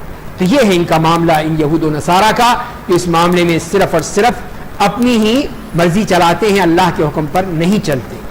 اس کے بعد آیت نمبر 177 ہے جو آیت البر کہلاتی ہے۔ آیت البر سے مراد کیا ہے کہ احکام کی اصل روح کیا ہے؟ نیک احکام ہیں، کرنے ہیں ہم نے جو بتائے گئے ہیں، لیکن ان کی روح کیا ہے وہ بتائی جا رہی ہے۔ اور حقیقی معنوں میں نیکی یہ نہیں ہے کہ تم اپنے چہرے مشرق و مغرب کی طرف پھیر لو، بلکہ نیکی تو یہ ہے کہ آدمی ایمان لائے اللہ پر، یوم آخرت پر، فرشتوں پر، قرآن کریم پر، تمام انبیاء پر، اور اپنا محبوب مال خرچ کرے رشتہ داروں پر، یتیموں پر، مسکینوں پر، مسافروں پر، ماننے والوں پر، غلاموں کو آزاد کرانے پر، نماز قائم کرے اور زکوٰۃ دے، جب کوئی عہد کرے تو اسے پورا کرے، اور دکھ اور مصیبت میں اور میدان کارزار میں صبر سے کام لے۔ یہی لوگ اپنے قول و عمل میں سچے ہیں اور یہی لوگ اللہ سے ڈرنے والے۔ تو یہاں دیکھیے کہ اس آیت البر میں اللہ تعالیٰ نے کئی چیزیں بیان کر دی گئیں۔ پہلی بات تو یہ ہے کہ جیسے کہ انہوں نے یہود و نصارہ کہہ رہے تھے کہ ہم بڑے نیک لوگ ہیں، بڑے متقی ہیں، پرہیزگار ہیں، تو فرمایا کہ یہ مشرق اور مغرب کی طرف منہ کر لینا، چہرے بدل لینا، رخ کر لینا، یہ نیکی نہیں ہے۔ یہ تم نے جو نیکی سمجھ رکھی ہے، ہم نے یہ کر لیا اور وہ کر لیا، ہم نیک ہو گئے، نہیں، یہ نیکی نہیں ہے۔ نیکی یہ ہے، پہلی بات ایمان، مکمل ایمان، اس کی تمام شق بیان کر دی گئی۔ دوسری بات، اپنا مال خرچ کرو اللہ کی راہ میں، انفاق فی سبیل اللہ، اور اس کے بارے میں سب بتا دیے کون کون لوگ مستحق ہیں، ان کا مال دیا۔ تیسری بات نماز، چوتھی بات زکوٰۃ، پانچویں بات عہد کو پورا کرنا، اور چھٹی بات صبر کرنا ہر حالت میں، دکھ ہو، مصیبت ہو، میدان جنگ ہو، صبر کرنا ہے، ثابت قدم رہنا ہے۔ تو ان لوگوں کے بارے میں فرما دی کہ یہ ہیں اصل سچے پکے لوگ، اور یہی لوگ اللہ سے ڈرنے والے ہیں، متقی ہیں، پرہیزگار ہیں، کہ جن میں یہ خصوصیات ہیں۔ تو لہذا صرف روٹین کی کاروائی نہیں چاہیے اللہ کو، اللہ تعالیٰ کو باقاعدہ وہ نیت کے ساتھ، پورے دل کے ساتھ جو نیکی ہو وہ چاہیے۔ چھٹا مضمون شروع ہو رہا ہے 178 سے لے کر 189 تک، اس میں کئی احکام دیے جا رہے ہیں، جس میں پہلا حکم آ رہا ہے قصاص کا، کہ قتل کے بارے میں جو قتل کرے جان بوجھ کے اس کا بدلہ قصاص ہے، کہ اس کی بھی گردن اڑا دی جائے۔ فرمایا کہ ایمان والو، مقتولین کے بارے میں تمہارے اوپر قصاص کو فرض کر دیا گیا، بدلے آزاد، غلام کے بدلے غلام، عورت کے بدلے عورت۔ اگر کسی قاتل کے لیے اس کے بھائی کی طرف سے کچھ معاف کر دیا جائے تو مقتول کے ورثاء دیت کے مطالبے میں نرمی سے کام لے، اور قاتل اس کی ادائیگی میں خوش اسلوبی سے کام لے۔ یہ تمہارے رب کی طرف سے ایک قسم کی آسانی اور اب جو کوئی اس کے بعد زیادتی کرے گا اس کے لیے بڑا دردناک عذاب ہوگا۔ تو یہ ہے قصاص کا حکم دے دیا گیا کہ اب تم نے کسی کو بھی قتل کی صورت میں تو قتل ہی کرنا ہوگا، برابری کی صورت میں، آزاد ہو تو آزاد ہے، غلام ہے تو غلام ہے، مرد ہے تو مرد، عورت ہے تو عورت، اس کے مقابلے میں اسی طرح اس کو قتل کیا جائے گا۔ اس میں اس طرح نہیں دیکھا جائے گا جیسے کہ جاہلیت میں ہوتا تھا، ایک قبیلے والے کہتے تھے کہ اگر ہمارا بندہ مارا گیا تب تو ہم بدلہ لیں گے، کہ تم نے تمہارا کوئی بندہ مارا گیا تو نہیں، ہم تمہیں پیسے دے دیں، دیت دے دیں، اپنی مرضی چلانا۔ تو یہ اللہ تعالیٰ نے فرمایا کہ نہیں، یہ نہیں ہوگا، جو بھی ہوگا قصاص ہوگا، کوئی بھی شخص ہو، بڑا ہو، چھوٹا ہو، اونچا ہو، کوئی کہیں سے بھی ہو، اس کے لیے لازمی ہے کہ وہ قصاص لیا جائے گا اور اس کو قتل کیا جائے گا، اور اس کی ایک ہی شکل ہے بچنے کی کہ دیت ادا کر دو، جو اس کی دیت ہے، تو اس کا فیصلہ پھر عدالت کرے گی، عدالت فیصلہ کرے گی کہ یہ اس کی دیت ہے، دیت ادا کرو اس کے ورثاء کو۔ معاف کرنے کا حق انہی کو حاصل ہے، ان کے ورثاء کو، کسی بادشاہ کو، کسی صدر کو، وزیر اعظم کو، کسی کو حق حاصل نہیں ہے کہ وہ معاف کرے، اس لیے کہ ورثاء کہ ان کا وہ مارا گیا ہے بندہ، کہے کہ نہیں جی بادشاہ سلامت معاف کریں گے، نہیں معاف کر سکتے، ان کو کوئی حق نہیں ہے۔ پارلیمنٹ معاف کر دے، نہیں، معاف نہیں کر سکتے، یہ اللہ کا قانون ہے، یہ کسی پارلیمنٹ کا بنا ہوا نہیں ہے، یہ تو اللہ کا قانون ہے۔ قصاص ہو، اور آج اخباروں کو اٹھا کر دیکھ لیجیے کتنے لوگ مرتے ہیں، ہوتا جیلوں میں ڈال، قانون کو نافذ نہیں کیا، آج ایک گردن اتر جائے اپنے جسم سے، سب کے جسم سلامت ہو جائیں گے۔ وہی چیز اللہ تعالیٰ نے فرمائی اگلی آیت میں، وَلَكُمْ فِي الْقِصَاصِ حَيَاةٌ يَا أُولِي الْأَلْبَابِ لَعَلَّكُمْ تَتَّقُونَ، اور اے اصحاب عقل، قصاص میں تمہارے لیے بڑی زندگی ہے۔ قصاص موت ہے، فرمایا موت میں زندگی ہے۔ اتنا بلیغ جملہ اللہ تعالیٰ ہی قرآن میں نازل کر سکتے ہیں، کوئی انسان نہیں کہہ سکتا۔ یہ عرب اس پہ آشش کر اٹھے تھے کہ موت میں زندگی، یہ کیسے ہو سکتا ہے؟ فرمایا کہ یہی تو زندگی ہے کہ جب ایدن اتار دی جائے گی اس قاتل کی جس نے قتل کیا تھا، تو باقی ساری گردنیں سلامت رہیں گی۔ پھر ہر شخص سوچے گا کہ اگر میں نے اس کو مار دیا تو کل میں بھی مروں گا، میری گردن بھی اتاری جائے گی، مجھے بھی اڑا دیا جائے گا۔ تو یہ ہے اصل چیز، لیکن ہم سوچتے ہی نہیں ہیں اس پر کہ اگر یہ واقعی یہ احکام ہے اللہ کے احکام، یہ ہم نافذ کر دیں زمین پر تو امن و امان قائم ہو جائے، یہ ساری قتل و غارت ختم ہو جائے، یہ چوری چکاری ڈاکہ زنی یہ سب کچھ ختم ہو جائے، لیکن ہم نہیں چاہتے اور نہ اس کو سمجھتے ہیں اس بات کو۔ تو قتل کی بات آئی ہے تو اس میں یہ بات واضح ہو جائے کہ قتل تین طرح کا ہوتا ہے۔ ایک تو قتل عمد ہے، جان بوجھ کے کوئی اس طرح آدمی اس آلے سے قتل کرتا ہے جو قتل کرنے کے لیے ہو سکتا ہے، چھری ہے، چاقو ہے، گن ہے، بم ہے، دھماکہ ہے، کسی ذریعے سے اس نے اس کو مارا ہے تو وہ قاتل ہے، اس کی گردن اتاری جائے، الا یہ کہ جیسے میں نے عرض کیا کہ وہ معاف کر دیں یا دیت لے لیں۔ قتل شبہ عمد، شبہ عمد سے مراد یہ ہوتی ہے کہ اس نے مار تو دیا بندے کو، لیکن جو جس چیز سے مارا ہے اس سے بندہ مرتا نہیں ہے۔ کسی نے مکہ مارا، ایسی جگہ پہ لگ گیا، سینے میں، دل میں، ایسی خطرناک نازک جگہ پہ بندہ مر گیا، تو وہ شبہ عمد میں آئے گا۔ وہ قاتل تو ہے، اس پہ قصاص نہیں ہوگا، اس کی دیت ہوگی، 100 اونٹ دے گا جس میں سے 40 اونٹیاں وہ ہوں گی جو حاملہ ہو، تو وہ دیت اس کو ادا کرنی ہوگی اس کے بدلے میں، اس کو قتل نہیں کیا جائے گا۔ اور تیسرا قتل خطا ہے کہ وہ جو قتل خطا ہو، جیسے ٹرانسپورٹ کے ہوتے ہیں، ایکسیڈنٹس ہوتے ہیں، اس میں مر جاتے ہیں لوگ، اور یا کسی غلطی سے کسی کو کسی کی چوٹ لگ گئی، کسی کو مار دیا، انسان سمجھا جانور ہے وہ انسان تھا، اس کو چلا دیا، پسٹل چلا دیا، وہ اس کو مار دیا، تو غلطی سے ہو گیا، تو یہ غلطی ہے، اس میں بھی دیت ہے اور کفارہ ہے، دیت اور کفارہ ہے اس میں، جیسے کہ آگے آئے گا۔ تو یہاں پہ اللہ تعالیٰ نے عمد کا تذکرہ فرمایا ہے کہ جس کی صورت میں قصاص ہے، تو قصاص لیا جائے گا تو اس سے ہی پھر باقی گردنیں بچ جائیں گی۔ اگلا حکم ہے وصیت کے بارے میں، فرمایا جب تم میں سے کسی کی موت قریب ہو اور وہ مال و جائیداد چھوڑ کر دنیا سے رخصت ہو رہا ہو تو تمہارے اوپر والدین اور قریبی رشتہ داروں کے لیے مناسب فرض کر دی گئی، یہ متقی لوگوں پر لازم ہے۔ تو یہاں جو بات بتائی گئی کہ انسان مرنے سے پہلے وصیت کر جائے والدین اور رشتہ داروں کے لیے، لیکن بعد میں جو احکام آ گئے سورہ نساء کے احکام، جس میں ان کے حقوق بتا دیے کہ آیات میراث آیت نمبر 11، 12، 13 میں سورہ نساء میں، وہاں پر سارے احکام دے دیے گئے کہ مرنے کے بعد جو اس کے ورثاء ہوں گے ان میں اس کی وراثت، اس کا ترکہ تقسیم ہوگا، اور اگر وصیت ہے تو غیر وارث کے لیے ہے، پہلی شرط۔ دوسری شرط یہ ہے کہ 1/3 میں سے ہوگی، ایک سے ہو سکتی ہے، زیادہ میں سے نہیں ہو سکتی۔ کوئی نہیں کہہ سکتا کہ میرا سارا مال دے دو فلاں کو، نہیں دے سکتے تم۔ جیسے سعد بن ابی وقاص نے کہا کہ میری ایک بیٹی ہے، وہ آدھا لے لے گی، باقی میں اللہ کی راہ میں دیتا ہوں، آپ نے کہا نہیں دے سکتے تم، سارا مال نہیں، آدھا نہیں، 1/3، ہاں 1/3 دے دو، تو آپ نے صرف اجازت دی۔ تو اس کا مطلب یہ ہوا کہ یہ ہے حکم اب کہ جو 1/3 میں اگر وصیت کرنا چاہتا ہے اپنے ورثاء کے علاوہ، یہ نہیں کہ میرے بیٹے کو دے دو، میری بیٹی کو دے دو، میرے فلاں کو، نہیں، ان کو اللہ نے دے دیا ہے، تم کون ہو تو دینے والے، اب تم مت دو، تم دو گے تو صرف اس کو دو گے جو وارث نہیں ہے، وہ ہے کہیں باتیں ہو اللہ کی راہ میں دینا چاہتے ہو تو وصیت کر سکتے ہو کہ میرے مرنے کے بعد اس میں سے اتنا حصہ جو ہے وہ تم اللہ کی راہ میں دے دینا۔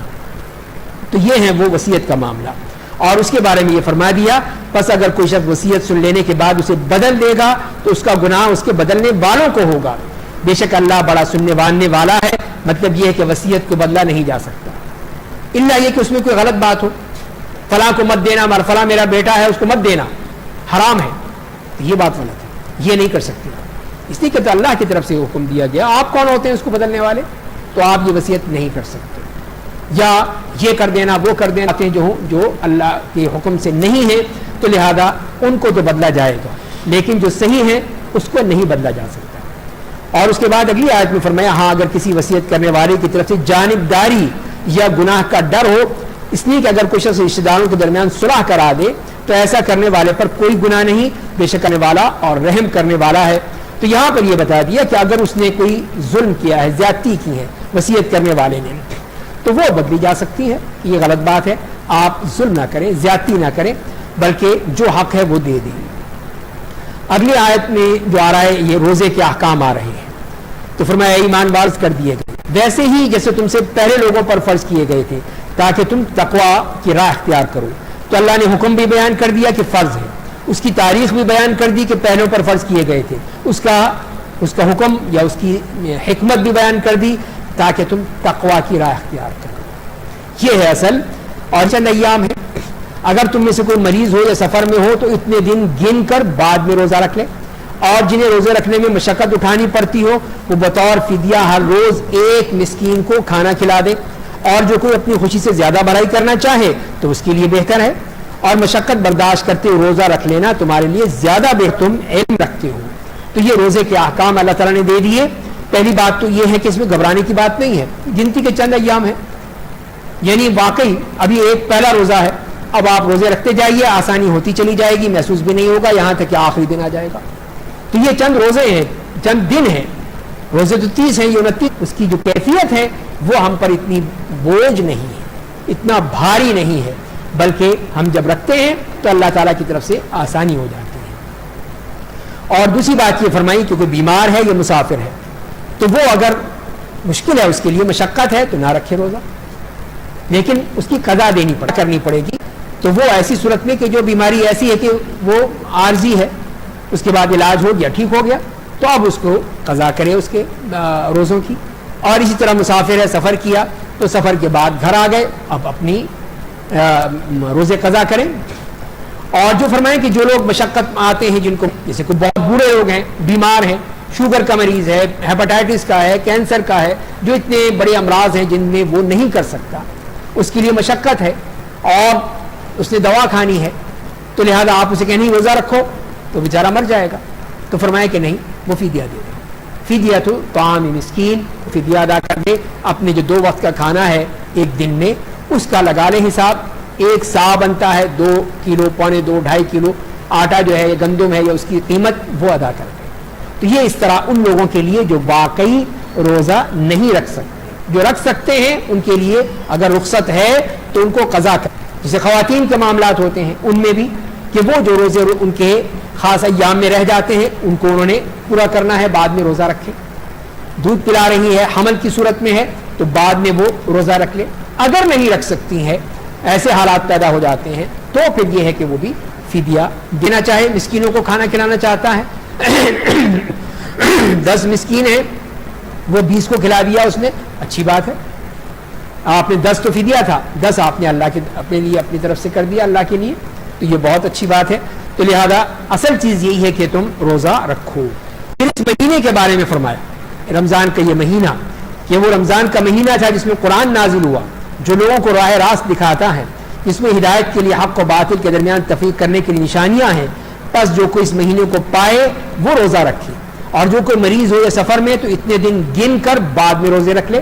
اللہ چاہتا ہے تمہارے لیے تنگی کو اللہ پسند نہیں کرتا، اور تاکہ تم روزے کی گنتی پوری کر لو اور روزے پوری کر لینے کی توفیق و ہدایت پر تکبیر کہو، اللہ کا شکر ادا کرو. تو یہ رمضان کا مہینہ، اس کی فضیلت بیان کر دی گئی کہ یہ وہ مبارک مہینہ ہے جس میں قرآن نازل ہوا، یہ کتاب. اور اس کے ساتھ ساتھ جو فرمایا کہ جو بھی اس مہینے کو پائے تو روزہ رکھے. اور پھر رخصت بھی بیان کر دی گئی، اور یہ بھی بتا دیا اللہ آسانی چاہتا، مشکل نہیں چاہتا کہ نہیں جی بڑھاپا ہے، سب کچھ ہے، 80 سال 90 سال کی عمر ہے کہ روزہ رکھنا ہے. نہیں، کیوں اللہ نے جب دے دی رخصت دے دی تو رخصت کو استعمال کرو. رخصت لینے کو پسند فرماتے ہیں تو تم کیوں ضد کر رہے ہو؟ کیوں تم چاہتے ہو کہ تم مصیبت میں پڑو؟ تمہارے لیے اللہ نے جب یہ رخصت دے رکھی ہے تو یہ آسانی اللہ کی طرف سے ہے. اور دوسری بات کہ گنتی پوری کرنی ہے. گنتی ہماری کتنی ہے؟ 29 میں ہے تو 29 پوری کریں گے، 30 ہے تو 30 پوری کریں گے. کوئی باہر سے آتا ہے، پہلے سے روزہ رکھا ہے تو اب یہاں پہ آ کے یہ نہیں کہیں گے کہ 31 روزے رکھو، نہیں، جتنے روزے تمہارے پورے ہو گئے بس ٹھیک ہے. 29 ہے 29 ہو گئے, 30 ہے 30 ہو گئے, بس کافی ہو گیا. اب 31 روزے نہیں رکھنے اس نے. اگر 31واں روزہ بن جاتا ہے تو وہ اس کو روزہ نہیں رکھے گا, وہ عید ہمارے ساتھ کرے گا لیکن وہ روزہ نہیں, گنتی پوری ہو گئی.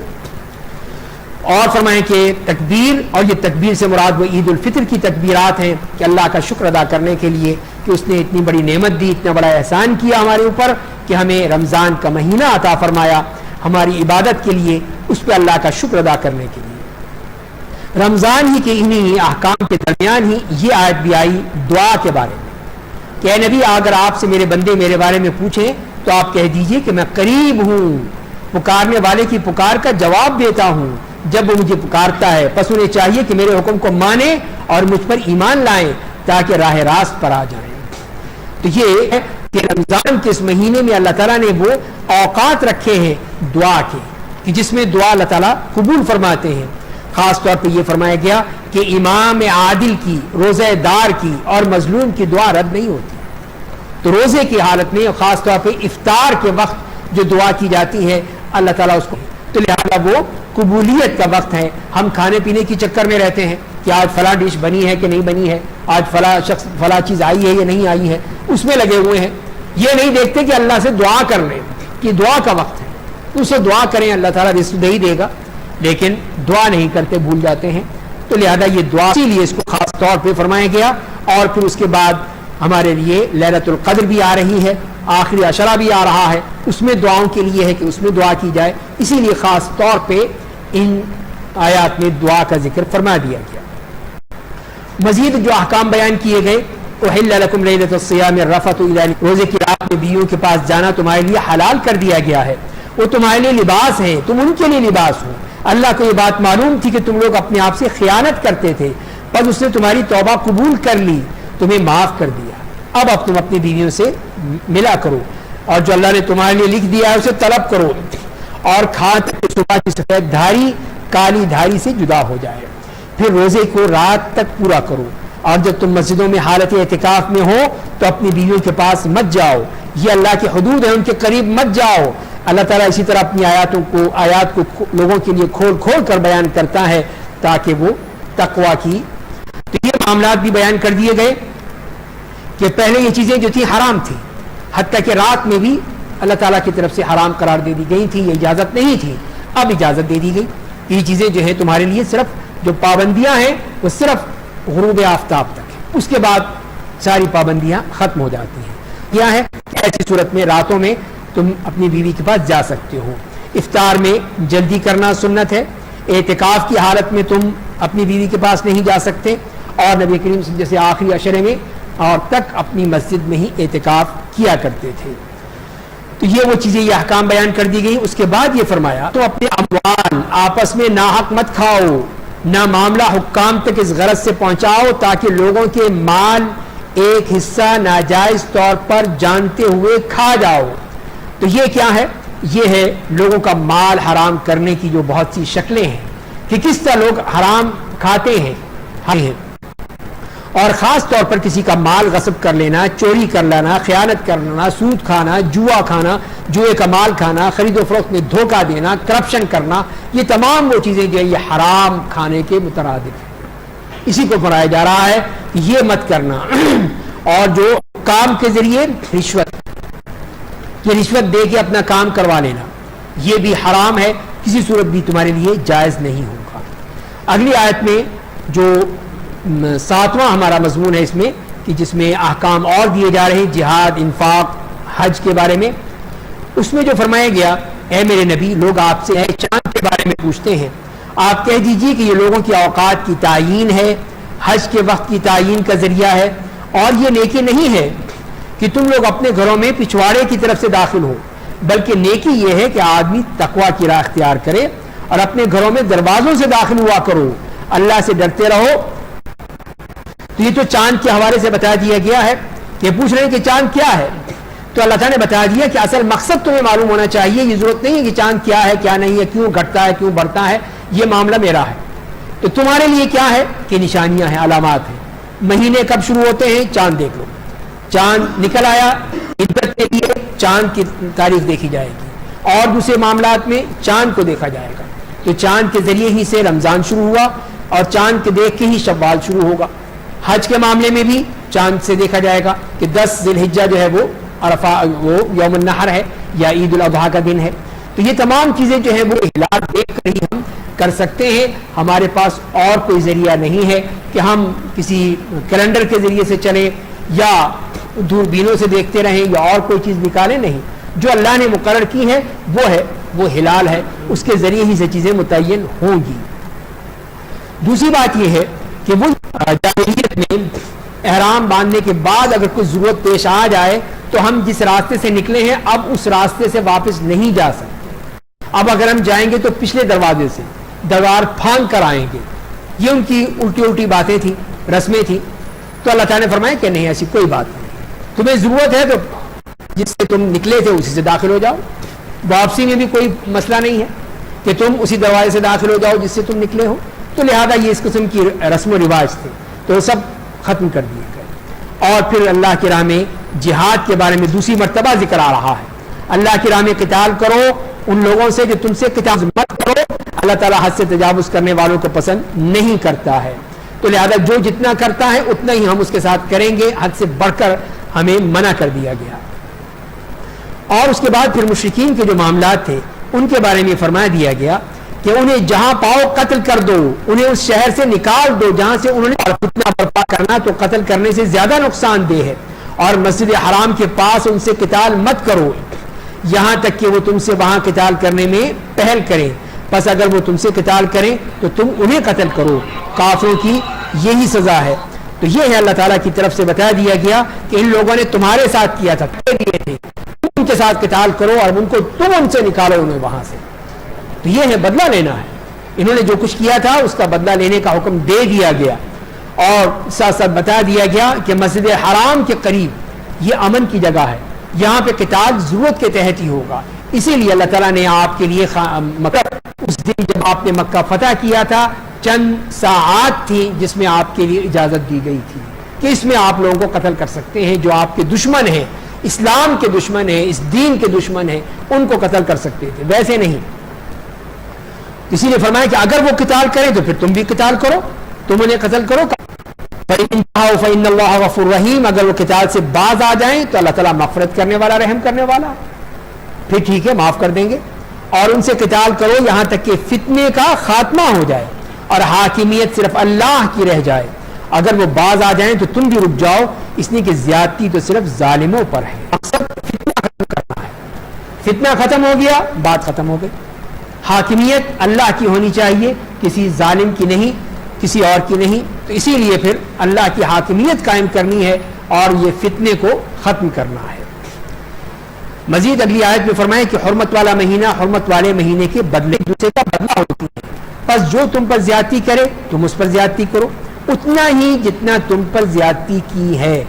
اللہ سے ڈرو اور جان لو کہ اللہ متقیوں کے ساتھ ہے.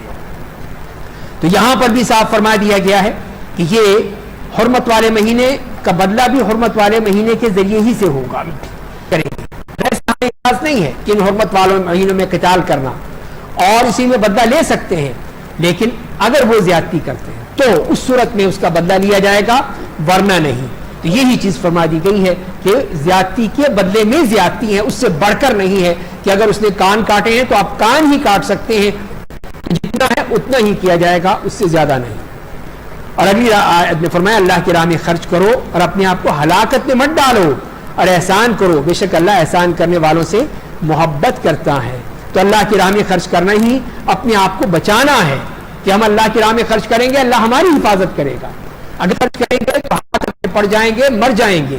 اسی لیے فرمائیں کہ احسان کرو, بے شک اللہ احسان کرنے والوں کو پسند فرماتے ہیں.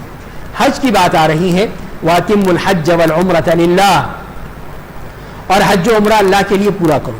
اور اگر تم روک دیے جاؤ تو قربانی کا جو جانور میسر ہو اسے ذبح کرو. اس وقت تک مت بلاؤ جب تک کہ قربانی کا جانور اپنی جگہ پہ پہنچ نہ جائے. اگر تم میں سے کوئی مریض ہو یا اس کے سر میں کوئی تکلیف ہو تو بال مڑا لے, فدیہ دے دے, چاہے تو روزے رکھے, صدقہ دے یا قربانی کرے. اور اگر راستہ امن والا ہے تو جو کوئی تمتع کرے یعنی عمرے کی ادائیگی کا حج کا احرام باندھے, اسے قربانی کا جو جانور میسر ہو ذبح کرے. اگر اسے جانور نہ ملے تو روزے رکھے 3 دن ایام حج میں اور 7 دن گھر واپس آ جانے کے بعد، یہ پورے 10 روزے ہیں۔ یہ حکم ان کے لیے ہے جن کے گھر والے مسجد حرام کے آس پاس نہ ہو، اور اللہ سے ڈرو دینے والا ہے۔ تو یہاں پہ دیکھیں اس آیت میں کئی ہمیں احکام دے دیے گئے ہیں۔ پہلی بات تو ہے کہ حج اور عمرہ جب شروع کیا جائے اس کو پورا کرنا ضروری ہے، الا یہ کہ بہت ہی مجبوری ہو جائے تو ایک الگ بات ہے، اسی کا ذکر فرما دیا گیا۔ اگر تمہیں روک دیا جائے، کوئی دشمن آ گیا، کوئی اور مشکل آ گئی، کوئی وجہ بن کیا ہے، جہاں پہ روکا جائے وہیں پہ اپنے سر مڑا کے قربانی دے دو تاکہ تمہارا مسئلہ ختم ہو جائے۔ اور اگر کوئی بیمار ہے یا اس کے سر میں کوئی تکلیف ہے، جیسے صحابی کے تھا، اس کے سر سے جوئیں جو تھی گر رہی تھی، تو آپ نے کہا کہ یہ تو بڑی مشکل ہے تمہارے لیے، تو سر مڑا دو، پھر اب احرام کی حالت میں ہی سر مڑانے کا حکم ادا کرو۔ فدیہ کیا ہے؟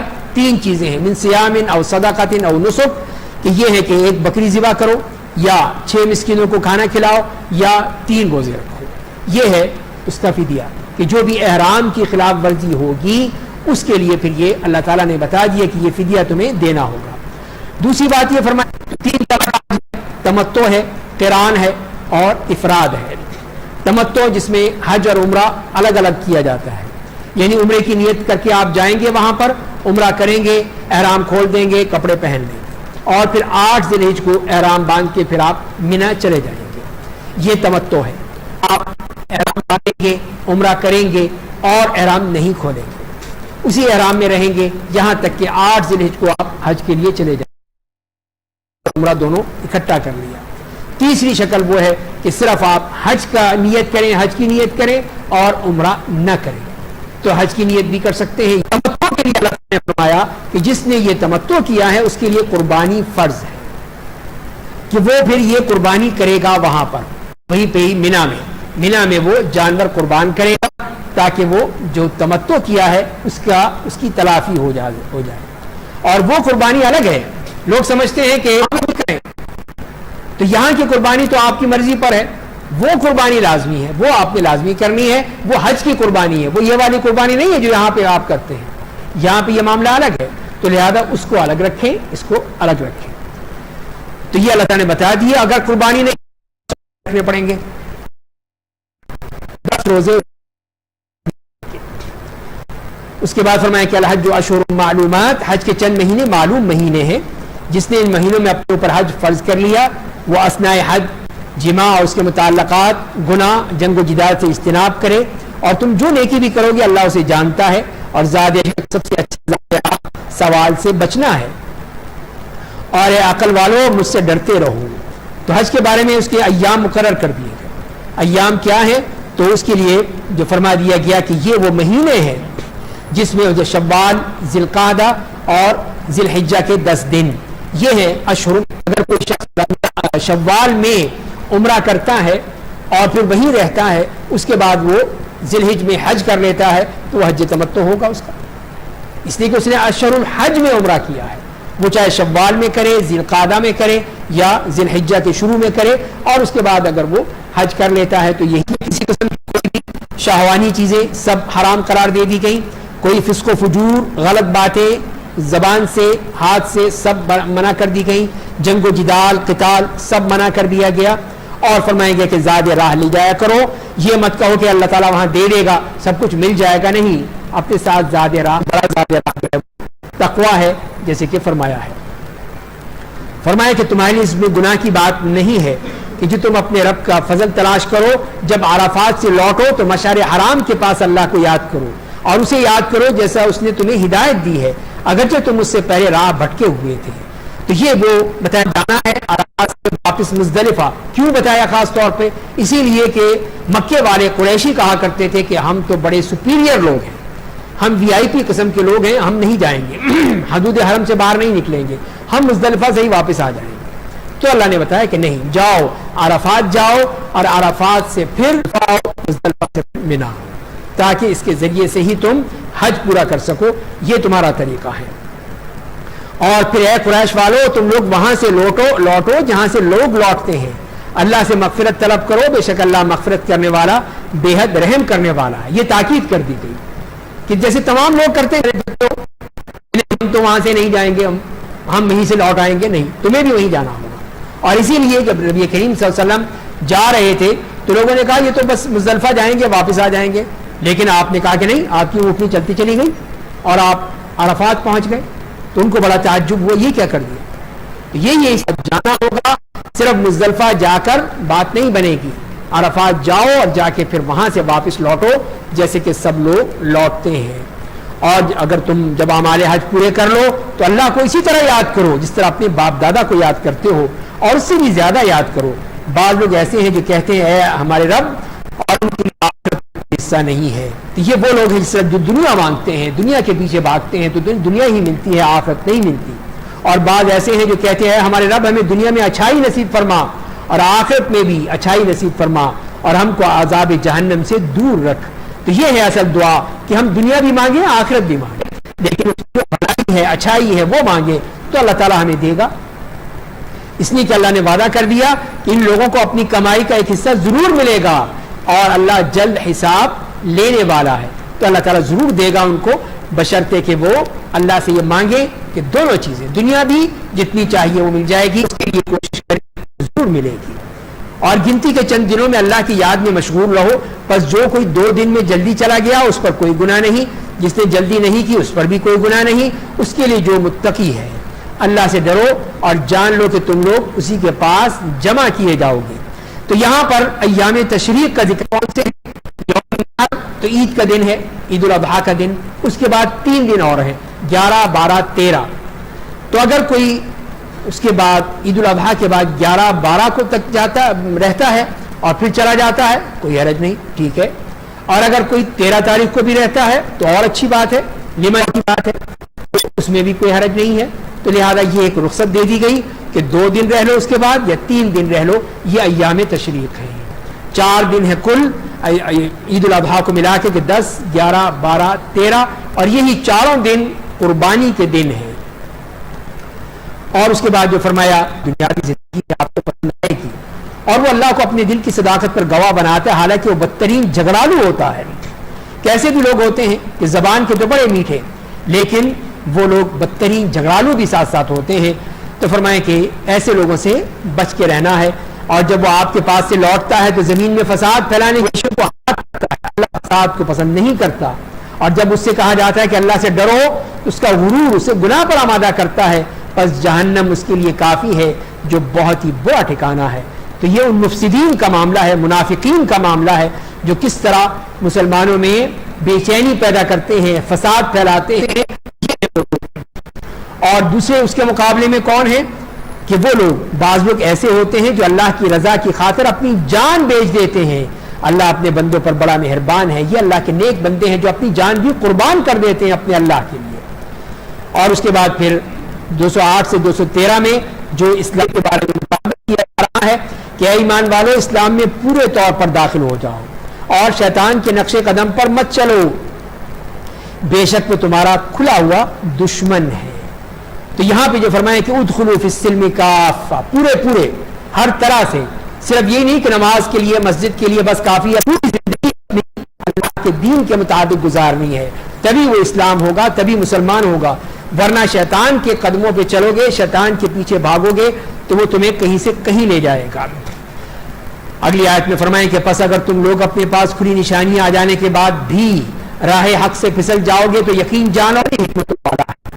کیا وہ اس بات کا انتظار کر رہے ہیں کہ اللہ تعالیٰ ان کے پاس بادلوں کے سائبانوں میں عذاب لے کر آ جائے اور فرشتے آ جائیں اور ان کے معاملے کا فیصلہ ہو جائے اور تمام امور بالآخر اللہ ہی کی طرف لوٹائے جائیں گے؟ تو یہاں پر جو بات کہی جا رہی ہے اس میں ہے کہ انتظار کر رہے ہیں کہ یہی ہے کہ اللہ تعالیٰ جو ہے وہ بادلوں میں اور فرشتوں کے ساتھ آئے اور پھر سارا فیصلہ کر دے. اور یہی ہوگا کہ اللہ تعالیٰ ہر چیز کا فیصلہ فرما دے. جو چیز بھی اس دنیا میں یہاں پر غلط ہے یا کسی قسم کی اس میں کنفیوژن ہے یا اختلاف ہے، تنازع ہے، سب طے ہو جائیں گے. یہاں پہ بھی بنی اسرائیل کا تذکرہ آ گیا، ان کے کفر اور سرکشی پر سرزنش کی گئی ہے کہ آپ بنی اسرائیل سے پوچھ لیجئے کہ ہم نے انہیں بہت ساری کھلی نشانیاں دی تھی، جو کہ اللہ کی نعمت ملنے کے بعد اسے بدل دے گا تو اللہ بڑا ہی سخت عذاب والا ہے. اہل کفر کے لیے دنیا کی زندگی خوشنما ہے اور اہل ایمان کا مذاق اڑاتے ہیں اور اہل تقوی کو قیامت کے دن کافروں پر فوقیت حاصل ہوگی. اللہ جسے چاہتا ہے بے حساب روزی دیتا ہے. تو یہ کافروں کا بھی اور مسلمانوں کا فرق بھی بیان کر دیا. اس سے پہلے بنی اسرائیل کا بھی کہ کتنی آیتیں ان کے پاس آئیں, لیکن یہ مانو اور کافر جو دنیا کے پیچھے بھاگتے ہیں اور ایمان والوں کا مذاق اڑاتے ہیں کہ یہ دیکھو یہ ہیں رجعت پسند ہے اور یہ ہیں فلاں ہیں یہ تمام چیزیں, لیکن قیامت کے دن اللہ اپنے بندوں کو اور بلند کر دے گا. ان کے لیے بلندی ہے, ان کے لیے فوقیت ہے. کان الناس امت پر ایک دین پر قائم. پھر ان میں اختلاف پیدا ہو گیا تو اللہ تعالیٰ نے انبیاء کو مبعوث کیا جن کا کام لوگوں کو جنت کی خوشخبری دینا اور عذاب جہنم سے ڈرانا تھا. ان کے ساتھ برحق کتابیں نازل کی تاکہ اللہ لوگوں کے درمیان اس بات میں فیصلہ کر دے جس میں انہوں نے آپس میں اختلاف کیا, اور اس میں اختلاف ان لوگوں نے کیا جنہیں کی نشانیاں آنے کے باوجود صرف آپس کی دشمنی اور عناد کی وجہ سے اختلاف کیا. تو اللہ نے اپنے فضل و کرم سے اہل ایمان کی اس مختلف بات میں حق کی طرف رہنمائی کی, اور اللہ جسے چاہتا ہے سیدھی راہ کی طرف رہنمائی کر دیتا ہے. تو یہاں پہ اختلاف کی وجہ بیان کر دی گئی. اصل وجہ کیا ہے کہ پہلے تو ایک ہی امت تھی, بعد میں شیطان نے شرک پیدا کر دیا اور طرح طرح کی رسم و رواج پیدا کر دی, خرافات ہو گئیں. تو اللہ نے پھر انبیاء کرام کو بھیجا, کتابوں کو بھیجا, بتاؤ ان کو ہدایت دو, سیدھی راہ پر لاؤ. لیکن اس کے ساتھ ساتھ جو حق پانے والے تھے وہ تو پا گئے, لیکن جن کے دل تھا وہ نہیں مانے, انہوں نے اختلاف کیا کہ ہم نہیں مانتے. تو انہی کے بارے میں فرمایا کہ یہ ہیں وہ لوگ جن کو حق ملا لیکن حق قبول نہیں کیا. لما اختلفوا فیہ من الحق بإذنہ. تو اللہ نے تو حق دیا تھا, اللہ تعالیٰ جس کو چاہے صراط مستقیم دے دے, اللہ کا معاملہ ہے, اللہ تعالیٰ اپنے بندوں کو دیتا ہے.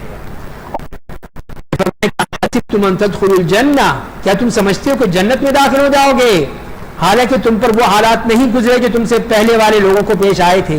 انہیں سختیاں اور تکلیفیں لاحق ہو گئیں اور اس طرح جھنجھوڑ دیے گئے کہ اللہ اور اس کے رسول کہ اللہ کی مدد کب آئے گی. جنت کا اتنا آسان نہیں ہے, اتنی آسان جیسے کہ رسول اللہ صلی اللہ علیہ وسلم کعبے کے سائے میں انتہا کو پہنچ چکا تھا, ان کی سختیاں, ان کی تکلیفیں, ان کی تان و تشنی, تو بہت کچھ کر رہے تھے. تو صحابہ کرام میں سے خباب گئے اور کہنے لگے کہ یا رسول اللہ سے دعا کر دیجیے, ہم کس مصیبت میں پڑے ہوئے ہیں, کتنی مشکل ہیں, آپ اللہ کے رسول ہیں, دعا کیجیے کچھ ہم. تو آپ نے کیا فرمایا, مسلمان آدمی کو پکڑ لیا جاتا تھا, خندق کھود کر اس کو گاڑ دیا جاتا تھا, پھر آری سے اس کے 2 ٹکڑے کر دیے جاتے تھے, لیکن وہ اپنے دین سے نہیں پھرتا تھا. اور وہ بھی لوگ تھے کہ جن کے لوہے کے کنگوں سے ان کے جسم کا گوشت نوچ لیا جاتا تھا, لیکن انہوں نے اپنے دین کو نہیں, بہت جلدی کر رہے. تو یہ تھا معاملہ کہ جنت اس طرح مل جائے گی تمہیں نہیں, کچھ نہ کچھ کرنا پڑے گا. اسی لیے آپ نے فرمایا کہ اللہ کی قسم, اللہ اپنے اس دین کو مکمل کرے گا, ضرور مکمل کرے گا, یہاں تک کہ ایک سوار صنعاء سے حضر موت تک جائے گا, اس کو سوائے اللہ کے اور کسی کا ڈر نہیں ہوگا. لیکن تم جلدی کر رہے ہو, تم جلد بازی کر رہے ہو, صبر کرو. تو وہی چیز یہاں فرمائی گئی ہے کہ ایک وہ معاملہ تھا کہ سب جھنجھوڑ دیے گئے, ہل گئے, لیکن اللہ کا وعدہ اپنی جگہ ہے. اسی لیے فرمایا کہ اللہ. اس کے بعد مزید احکام بیان کیے گئے ہیں.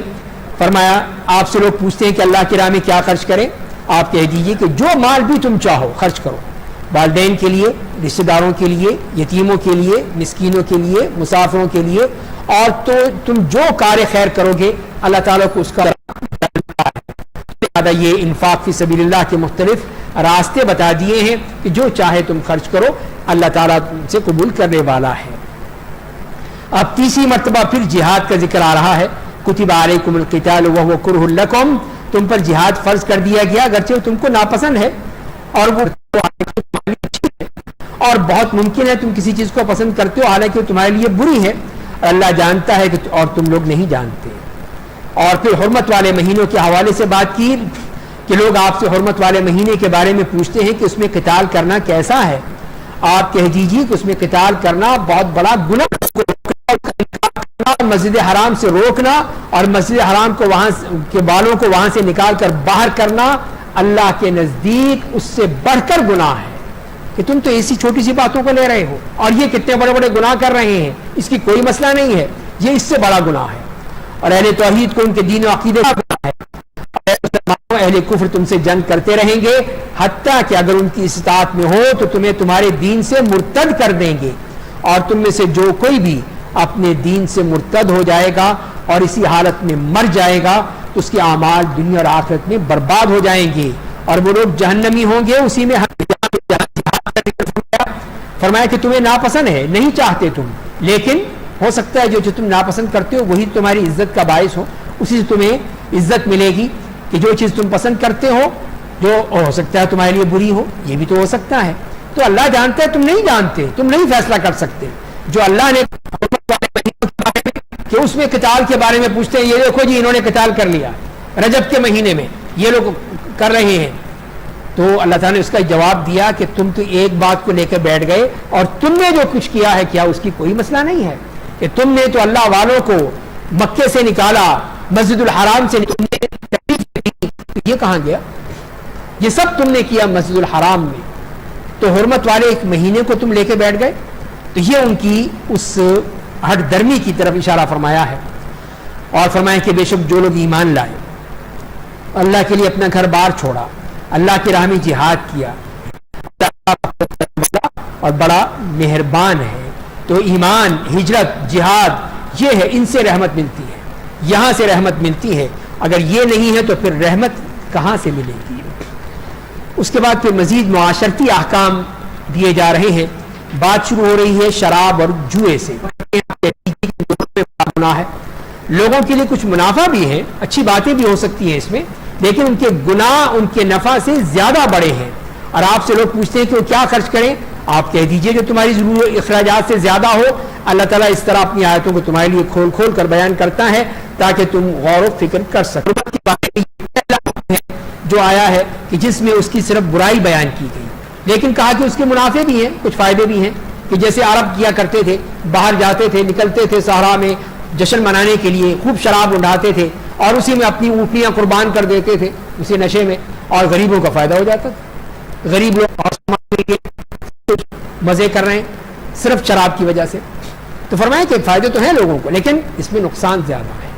تو ایک نفرت پیدا کر دی ایک بات سے کہ یہ تمہارے، اس لیے کہ گھٹی میں پڑی ہوئی تھی، ایک گھٹی میں ایک چیز پڑی ہو، اس کو روکنا، اس کو چھوڑنا، یکدم چھوڑنا مشکل ہوتا ہے۔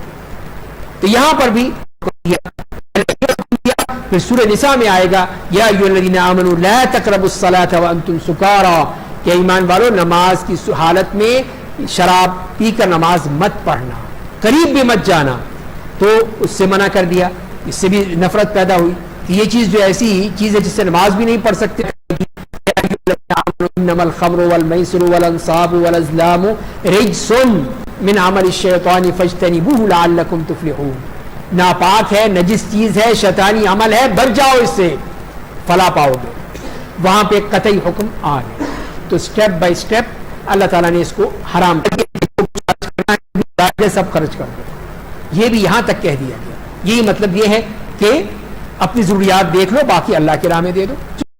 تو ضرورت تھی، لوگ محتاج تھے، لیکن اس کے ساتھ ساتھ فی الدنیا والآخرہ اخروی امور کے بارے میں آپ سے یتیموں کے بارے میں کھانے کے ساتھ ملاد ہو گئے تو کوئی حرج نہیں، کیونکہ وہ تمہارے دینی بھائی ہیں۔ اللہ جانتا ہے کہ یتیم کے مال کو کون خراب کرنے والا ہے، کون اس کی اصلاح کرنے والا ہے، اور اگر اللہ چاہتا تو تمہیں مشقت و پریشانی میں ڈال دیتا۔ بے شک اللہ زبردست اور بڑا صاحب حکمت ہے۔ یتیموں کے بارے میں فرق کر دیا، کھانا، اس کا کھانا پینا سب الگ، اپنا الگ۔ اس نے بچہ ہے، کبھی کھایا کبھی نہیں، برباد ہو گیا، ضائع ہو گیا، کیوں برباد کر رہے ہے وہ اس میں کوئی حرج نہیں ہے، ساتھ میں ملا کے کھا لو، لیکن پتہ رہے کہ کتنا پیسہ اس بچے کا ہے، کتنا تمہارا ہے۔ تو یہ تاکہ مشکل نہ پیش آئے تو اللہ نے آسانی کر دی۔ اور یہاں پر ایک اور حکم فرمایا کہ مشرک عورتوں سے جب تک ایمان نہ لائیں نکاح مت کرو، اور مومنہ لونڈی آزاد اپنی عورتوں کا نکاح مت کرو یہاں تک کہ وہ ایمان لے آئیں، اور مومن غلام آزاد مشرک سے بہتر ہوتا ہے، چاہے وہ تمہیں بہت اچھا لگے۔ یہ مشرکین جہنم کی طرف بلاتے ہیں، اللہ اپنے حکم سے جنت اور مغفرت کی طرف بلاتا ہے اور لوگوں کے لیے اپنی آیتیں کھول کھول کر بیان کرتا ہے۔ مسلمان عورت سے ہی شادی کر سکتا ہے یا اہل کتاب کی عورت سے شادی کر سکتا ہے، لیکن مشرک عورت سے نہیں کر سکتا۔ جو اللہ کے سوا کسی اور کی پوجا کرتی ہو، بت پرست ہو، شرک کرتی ہو، اس سے نہیں ہوگا۔ اس کے مقابلے میں چاہے وہ آزاد ہی کیوں نہ ہو، ایک لونڈی ہے، مومن ہے، وہ بہتر ہے۔ کے نکاح میں مت دو، اس لیے کہ وہ شرک کرتا ہے۔ اس کو کیسے دے دو گے؟ ایک مومن عورت اس کو کیسے اس کے نکاح میں دے دو گی؟ اگر ایک غلام بھی ہے لیکن مومن ہے، وہ اس سے بہتر ہے کہ تم اس کو نکاح میں دے دو، اور اس کی وجہ بھی بتا دی۔ اس کے بعد مزید احکام بیان کیے گئے۔ وَيَسْأَلُونَكَ عَنِ الْمَحِيضِ، اس لیے کہ حالت حیض میں اپنی عورتوں سے الگ رہو جب تک کہ وہ پاکیزہ نہ ہو جائیں، ان کے قریب مت جاؤ۔ پس جب وہ خون سے اچھی طرح پاک ہو جائیں تو ان کے ساتھ تم تعلق قائم کر سکتے ہو، جہاں تعلق قائم کرنے کا اللہ نے حکم دیا ہے۔ اللہ تعالیٰ توبہ کرنے والوں کو پسند کرتا ہے، اور خوب یہ احکام بھی اس لیے کہ یہودیوں کے ہاں یہ چیزیں کوئی زیادہ ہی تھی کہ وہ اپنے گھروں میں ان کے ساتھ کھانا نہیں کھاتے تھے، گھر میں نام سوتے نہیں تھے۔ انہوں نے یہ کر رکھا تھا کہ بالکل ہی اس کو سمجھے کوئی نجس جانور ہو، اس طرح کر کے گھر سے نکال دو، باہر کر دو، یہاں تک کہ ان کا معاملہ تھا۔ عیسائی اس معاملے آزادی ہے، تو اللہ نے فرمایا کہ نہیں، کچھ قید ہے، کچھ شرط ہے، اور وہ یہ بتا دی کہ اس حالت میں تم ان کے قریب نہیں جا سکتے۔ تمہاری بیویاں تمہاری کھیتی ہیں، تم اپنی کھیتی میں جدھر سے چاہو آؤ، اور اپنے لیے اللہ کے پاس نیکیاں بھیجتے رہو۔ اللہ سے خوشخبری دیجیے کہ یہ بتا دیا گیا کہ جیسے کہ جہاں پہ سے انسان کو زراعت حاصل ہوتی ہے، فصل حاصل ہوتی ہے، وہیں تو بیج ڈالتے ہیں، تو یہی تمہارا معاملہ ہے اپنی بیویوں کے ساتھ۔ جہاں سے اولاد حاصل ہوتی ہے وہیں سے تم نے ان سے تعلق قائم کرنا ہے۔ یہ چیز بتا دی گئی تاکہ غلط قسم کی دیا گیا۔ اور پھر اللہ کے ساتھ کے لیے بھیجو اپنے اعمال، اللہ سے دین کی چیزیں بھیجو، اللہ کے دین پر عمل کرو تو اللہ تمہارے لیے آسانیاں پیدا فرما دیں گے۔ اور تم لوگ اپنی قسموں میں اللہ کو آڑ نہ بناؤ، اور تاکہ لوگوں کے ساتھ بھلائی تقویٰ ان کے دل یعنی کوئی قسم کھائے تو اسے پورا کرے، لیکن اگر کوئی قسم رکاوٹ بنتی ہے تو اس کا کفارہ ادا کرے۔ قسموں کے بارے میں بھی فرما دیا کہ اللہ تمہاری لو قسم کی قسموں پر مواخذہ نہیں کرے گا، لیکن ان قسموں پر تمہارا مواخذہ کرے گا جنہیں تم نے دل سے قسم ہے، واللہ باللہ تاللہ ایسی بات چیت میں کر دی تو یہ تو لو ہے، یعنی اس کا کوئی حکم نہیں ہے۔ لیکن جو جان بوجھ کے دل کی نیت کے ساتھ کہا جائے میں اللہ کی قسم کھا کر کہتا ہوں کہ میں یہ کام کروں گا، تو یہ وہ قسم ہے جو کہ یمین، لیکن نہیں کر سکتے تو اس کا کفارہ ادا کرنا پڑے گا۔ 10 مسکینوں کو کھانا کھلاؤ، یا ان کے کپڑے پہناؤ، یا 3 دن کے روزے رکھو۔ اور اس کے بعد ایک اور حکم دے دیا قسموں کے حوالے سے، اور وہ ہے ایلا کا حکم، کہ جو لوگ اپنی بیویوں سے پاس جانے کے جب وہ نہیں، اگر وہ رجوع کر لیں تو اللہ تعالیٰ مغفرت کرنے والا اور بے حد رحم کرنے والا ہے، اگر طلاق کی نیت کر لیں تو اللہ بڑا سننے والا اور جاننے والا ہے۔ تو یہ بتا دیا کہ یہ ایلا کہلاتا ہے، جو قسم کھا لے کہ میں اپنی بیوی کے پاس نہیں جاؤں گا تو 4 مہینے کی اس کے لیے مہلت ہے، تو یا معلق نہ چھوڑے، یہ اللہ کا حکم ہے، یہ بتا دیا گیا۔ اس کے بعد طلاق کی بات آ گئی، فرمایا کہ مطلقہ عورتیں 3 حیض گزر جانے تک انتظار کریں، یہ ان کی عدت ہے۔ جس کو طلاق دی گئی وہ 3 مہینے عدت گزارے گی، اور اگر وہ اللہ اور یوم آخر پر ایمان رکھتی ہے تو جو بچہ اللہ نے ان کے اصلاح کی نیت رکھتے ہوں، اور مردوں کو عورتوں پر ایک گناہ فوقیت حاصل ہے اللہ ہے، اس لیے کہ وہ خرچ کرتا ساوات مرد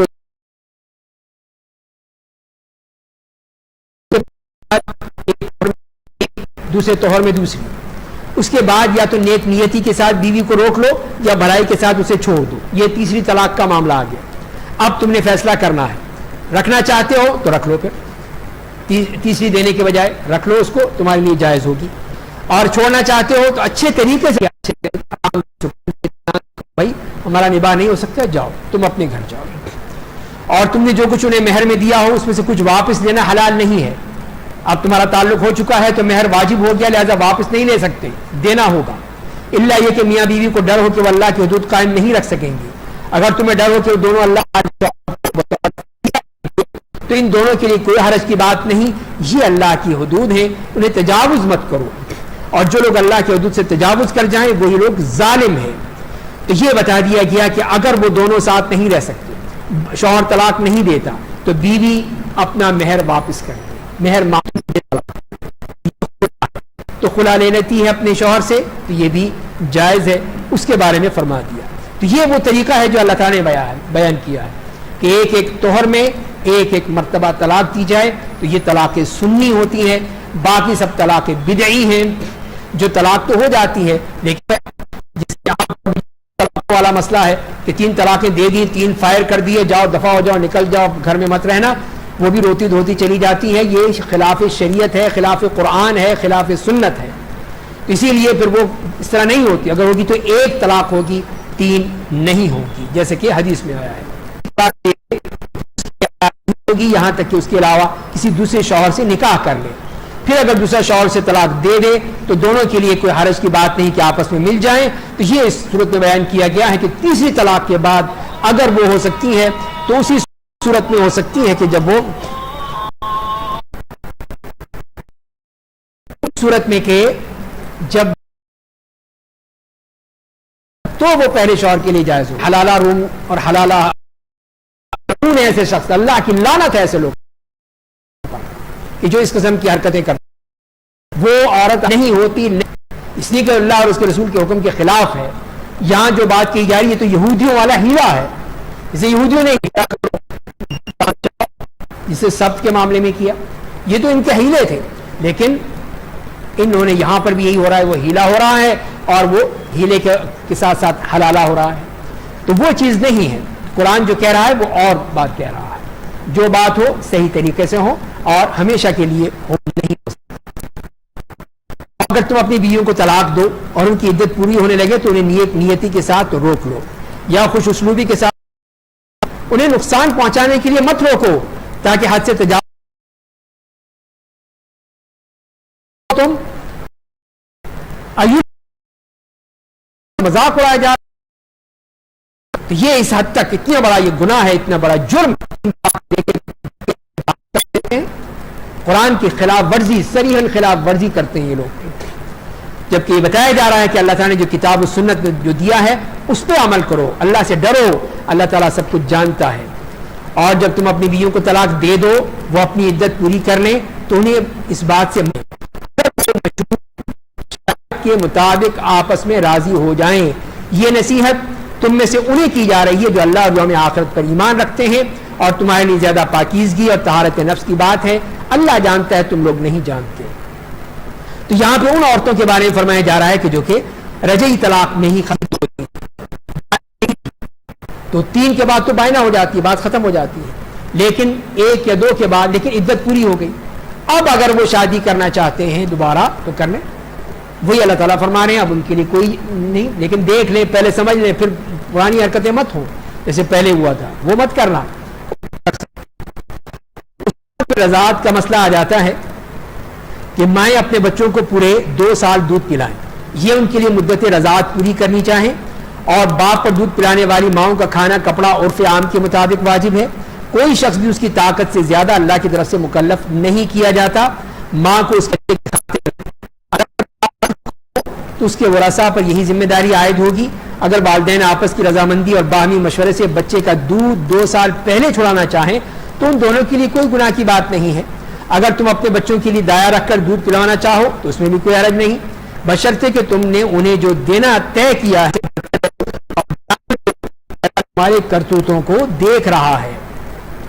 تو رضاعت کا معاملہ بتا دیا کہ 2 سال کی مدت ہے رضاعت کی، کہ جو بھی ماں اپنے بچے کو دودھ پلاتی ہے تو 2 سال پلائے، اس کو پوری کرے. اور اگر کوئی طلاق کا مسئلہ آ گیا، وفات کا مسئلہ آ گیا، تو بھی اس کو اس کا بچہ ہے، اس کے ذمے ہے، وہ بتا دیا گیا ہے. ختم کروانا چاہتے ہیں تو ختم بھی کروا سکتے ہیں، لیکن بچے کو نقصان نہ ہو. یہ نہ کہ بچہ بھوکا مر جائے، نہیں. اس سے پہلے نہیں ہے. اور رضاعت کے بارے میں بتا دیا کہ کون سی رضاعت ہے, کہ وہ رضاعت جیسے کہ حدیث میں آتا ہے کہ 5 بار, تو 5 مرتبہ بچہ اپنے مرضی سے دودھ پیتا ہے, ایک مرتبہ پھر چھوڑ دیتا ہے, اور پھر مختلف اوقات میں بھی اگر کرتا ہے تو وہ ہے اصل چیز, وہ رضاعت ہے. 5 سے کم ہے تو وہ رضاعت نہیں ہوتی, وہ رضاعت ثابت نہیں ہوتی. یہ ہمیں حدیث نے بتا دیا ہے.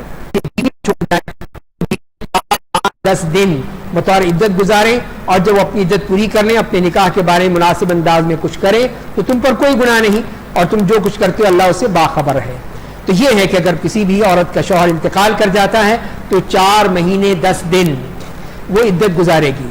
سال 4 مہینے 10 دن تو صرف گزارنے ہیں, اس میں وہ پابندی کرے گی ان تمام حدود و قیود کی جو اللہ تعالیٰ نے حکم دیے ہیں, جو نبی کریم صلی اللہ علیہ وسلم نے دیے ہیں, اس کے مطابق وہ پابندی کر کے وہ 4 مہینے 10 دن گزارے گی.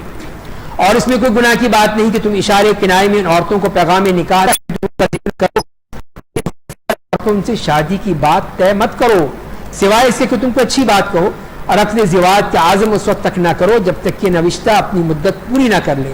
اور جان رکھو کہ اللہ تمہارے دلوں کی بات جانتا ہے, اس لیے تم اس سے ڈرتے رہو, اور جان رکھو اللہ مغفرت کرنے والا بردبار ہے. اگر عدت میں ہے تو اسے عورت کو شادی کا پیغام نہیں دیا جا سکتا, منع کر دیا گیا, سوائے اس کے کہ اشارے کنائے میں صرف کوئی بات کہی جائے تو وہ ایک الگ بات ہے, اس کی اجازت دے دی گئی. لیکن جب تک کہ یہ عدت پوری نہیں ہو جائے گی اس وقت تک وہ کچھ نہیں اس کو کہہ سکتا. بیویوں کو انہیں ہاتھ لگانے اور ان کو حق مہر مقرر کرنے سے پہلے طلاق دے دو, یعنی رخصتی بھی نہیں ہوئی, مہر مقرر کرنے سے پہلے طلاق دے دیا تو کوئی عدت نہیں, صرف متاع دیا جائے گا. متاع کیا ہے کہ بھلائی کرنے والا واجب ہے, اور اگر سے مقرر کر دیا تھا تو انہیں مہر مقرر کا آرار میں عقد زواج ہے, اور تمہارا معاف کر دینا. دوسری صورت بیان کر دی گئی کہ طلاق دے دی, مہر مقرر ہو چکا تھا لیکن رخصتی نہیں ہوئی تھی, وہ عورت مرد کے پاس نہیں آئی تھی, تو نصف مہر دینا ہوگا. وہ بھی اگر عورت کہے کہ نہیں میں تو گئی نہیں, صرف تو شادی ہوئی تھی تو میں نہیں لیتی, تو یہ اس کی مرضی ہے. بیچ میں نماز کا سلسلہ بھی آ گیا, اور اس کے لیے فرمایا کہ اپنی نمازوں کی حفاظت کرو, بالخصوص بیچ والی نماز کی, یعنی عصر کی نماز کی جو وقت ہو گیا ہے, اللہ کے حضور پرسکون اور خشوع کے ساتھ کھڑے رہو. اور اگر تم حالت خوف میں ہو, چلتے ہوئے ہو, سواری پر پڑھ لو, سے جو وفات پا جائیں اور اپنی پیچھے اپنی بیویاں چھوڑ جائیں اور اپنی بیویوں کے لیے وصیت کر جائیں, وہ سال بھر فائدہ اٹھائیں اور انہیں شوہر کے گھر سے نکالا نہ جائے. اگر وہ خود ہی نکل جائیں اور نکاح کے بارے میں مناسب انداز میں کچھ کریں تو تم پر کوئی گناہ نہیں. اللہ کے بارے میں وصیت کر جائیں, لیکن اس کے بعد وراثت کے احکام آ گئے تو اسی لیے وہ بات وہ نہیں رہی. اور فرمائیں کہ والمطلقات متاع بالمعروف حقا علی المتقین, اور مطلقہ عورتوں کو عرف عام میں مطابق خرچ دیا جائے, یہ اللہ سے ڈرنے والوں پر واجب ہے. اللہ تعالیٰ اسی طرح اپنی آیت کی جا رہی ہیں جس میں جہاد اور انفاق فی سبیل اللہ کی بات کی جا رہی ہے, اور بنی اسرائیل کے ایک واقعہ ذکر کر کے مسلمانوں کو جہاد کی ترغیب دی گئی ہے کہ بنی اسرائیل کے علاقے میں طاعون پھیل گیا اور وہاں کے لوگ ہزاروں کی تعداد میں موت کے خوف سے نکل بھاگے. اللہ نے ان سے کہا کہ تم مر جاؤ, پھر اللہ نے انہیں زندہ کیا. بے شک اللہ لوگوں پر فضل و کرم کرنے والا ہے, لیکن اکثر لوگ شکر گزار نہیں ہوتے. اللہ کی راہ میں قتال کرو اور جان رکھو کہ اللہ سننے والا اور جاننے والا ہے. کون ہے جو تمہیں لوٹ کر جانا ہے, تو انفاق فی سبیل اللہ کی طرف اشارہ فرمایا گیا. اور اس کے بعد پھر ایک اور واقعہ بیان کیا جا رہا ہے موسیٰ علیہ السلام کے حوالے سے. کیا آپ نے موسیٰ کے بعد بنی اسرائیل کے سرداروں کو نہیں دیکھا جب انہوں نے اپنے ایک نبی سے کہا کہ آپ ہمارا ایک بادشاہ مقرر کر فرض کر دیا جائے تو تم جہاد نہ کرو. انہوں نے کہا ہمیں کیا ہو گیا ہے کہ ہم اللہ کی راہ میں جہاد نہیں کریں گے, جبکہ ہمیں ہمارے گھروں سے نکال دیا گیا ہے, بچوں سے دور کر دیا گیا ہے. پھر جب ان پر قتال فرض کر دیا گیا تو ان کی تھوڑی تعداد کے علاوہ سب نے پیٹ پھر جب فرض ہو گیا تو بھاگ لیے سب, تھوڑے سے باقی رہ گئے. اور ان سے ان کے نبی نے کہا کہ اللہ نے تمہارے لیے طالوت کو بادشاہ بنا کر بھیجا. انہوں نے کہا کہ یہ کیسے ہو سکتا ہے کہ وہ ہمارا بادشاہ بن جائے, ہم تو اس سے زیادہ بادشاہت کے حقدار ہیں, اس کے پاس تو مال بھی نہیں ہے, پیسہ نہیں ہے, حظ وافر دیا ہے. اللہ جسے چاہتا ہے اپنا ملک دیتا ہے, اللہ وسعت اور کشادگی والا, علم والا ہے. تو علم اور جسم ہونا چاہیے, پیسہ نہیں, دولت نہیں, وہ اس سے بادشاہ نہیں بنتا. یہ ہے اصل چیز جو اللہ کے ہاں معیار رکھتی ہے. اور ان سے ان کے نبی نے کہا اس کی بادشاہ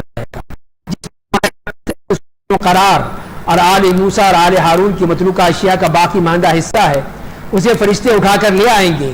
اگر تم مومن ہو تو بے شک اس میں تمہارے لیے ایک بہت بڑی نشانی ہے. تو یہ جو تابوت جو ان سے چھین لیا گیا تھا بنی اسرائیل سے, تو کہا کہ یہ واپس آثار تھے. اور یہ بھی کہا جاتا ہے کہ حضرت موسیٰ علیہ السلام کی لاٹھی تھی جس سے انہیں دریا کو پھاڑا تھا, تو اور باقی چیزیں تھیں, تو وہ تمہیں سب کچھ مل جائے گا. تو اسی لیے وہ اس صندوق کو آگے آگے رکھتے تھے, اپنی فوج سے آگے آگے وہ چلتا تھا. تو یہ انہوں نے کہا کہ پہلے ہی لوگ کم ہو گئے تھے. اب دیکھیے کہ پس جب طالوت اپنی فوج لے کر باہر نکلے تو کہا کہ اللہ تعالیٰ تمہیں ایک نہر کے ذریعے آزمائے گا, تو جو کوئی اس کا پانی پی لے گا وہ میرا آدمی نہیں ہوگا, اور جو اس کا پانی نہیں چکھے گا وہ میرا آدمی ہوگا, سوائے اس آدمی کو جو صرف ایک چلو بھر پانی. تو انہوں نے کہا کہ آج ہم جالوت اور اس کے لشکر سے لڑنے کی طاقت نہیں رکھتے. جنہیں یقین تھا کہ وہ اللہ سے ملیں گے, انہوں نے کہا کتنی چھوٹی جماعتیں بڑی جماعتوں پر اللہ کے حکم سے غالب آ جاتی ہیں, اللہ صبر کرنے والوں کے ساتھ ہے. اور جب جالوت اور اس کی فوج سے ان کا سامنا کے خلاف ہماری نصرت فرما. اس طرح اللہ تعالیٰ نے ان کی آزمائش کی تھی کہ یہ نہر اردن آ رہی ہے, اس سے تم نے گزرنا ہے, لیکن اس سے تم نے پانی بھرنا نہیں ہے, پانی پینا نہیں ہے, صرف ایک چلو لے کے اتنا پینا ہے جس سے صرف ہونٹ تر ہو جائیں. یہاں پہ بھی ناکام ہو گئے, وہ پہلے بھی ناکام ہوئے جب جہاد فرض ہوا تو اس میں سے کتنے لوگ نکل گئے, یہاں پر بھی پھر وہی ہوا. اور پھر نتیجہ کیا نکلا, جب وہ جالوت کے سامنے کھڑے ہوئے طالوت اور اس کی فوج, تو انہوں نے کہا ہم تو نہیں کر سکتے, جاؤ تم جا کے لڑو, ہم تو نہیں لڑ سکتے. غزوہ بدر میں اسی طرح اللہ نے ان کو موقع دیا اور ان کو مقام دیا کہ ان کو فتح نصیب ہوئی, اس لیے کہ انہوں نے اللہ پر بھروسہ کیا تھا, اپنی تعداد پر نہیں, اللہ پر بھروسہ کیا تھا. تو اسی لیے فرمایا کہ فَهَزَمُوهُمْ بِإِذْنِ اللَّهِ, تو اللہ نے تو انہوں نے اللہ کے حکم سے انہیں تو چاہتے تھے انہیں سکھایا, اور اگر اللہ بعض لوگوں کو بعض کے ذریعے دفع نہ کر دے تو زمین میں فساد پھیل جائے, لیکن اللہ دنیا والوں پر بڑا فضل کرنے والا ہے. یہ ہے اللہ کی آیات جو ہم آپ پر بذریعہ جبریل ٹھیک ٹھیک اتار رہے ہیں, اور آپ بے شک رسول کریں گے. اللہ تعالی ہمیں قرآن کو سمجھنے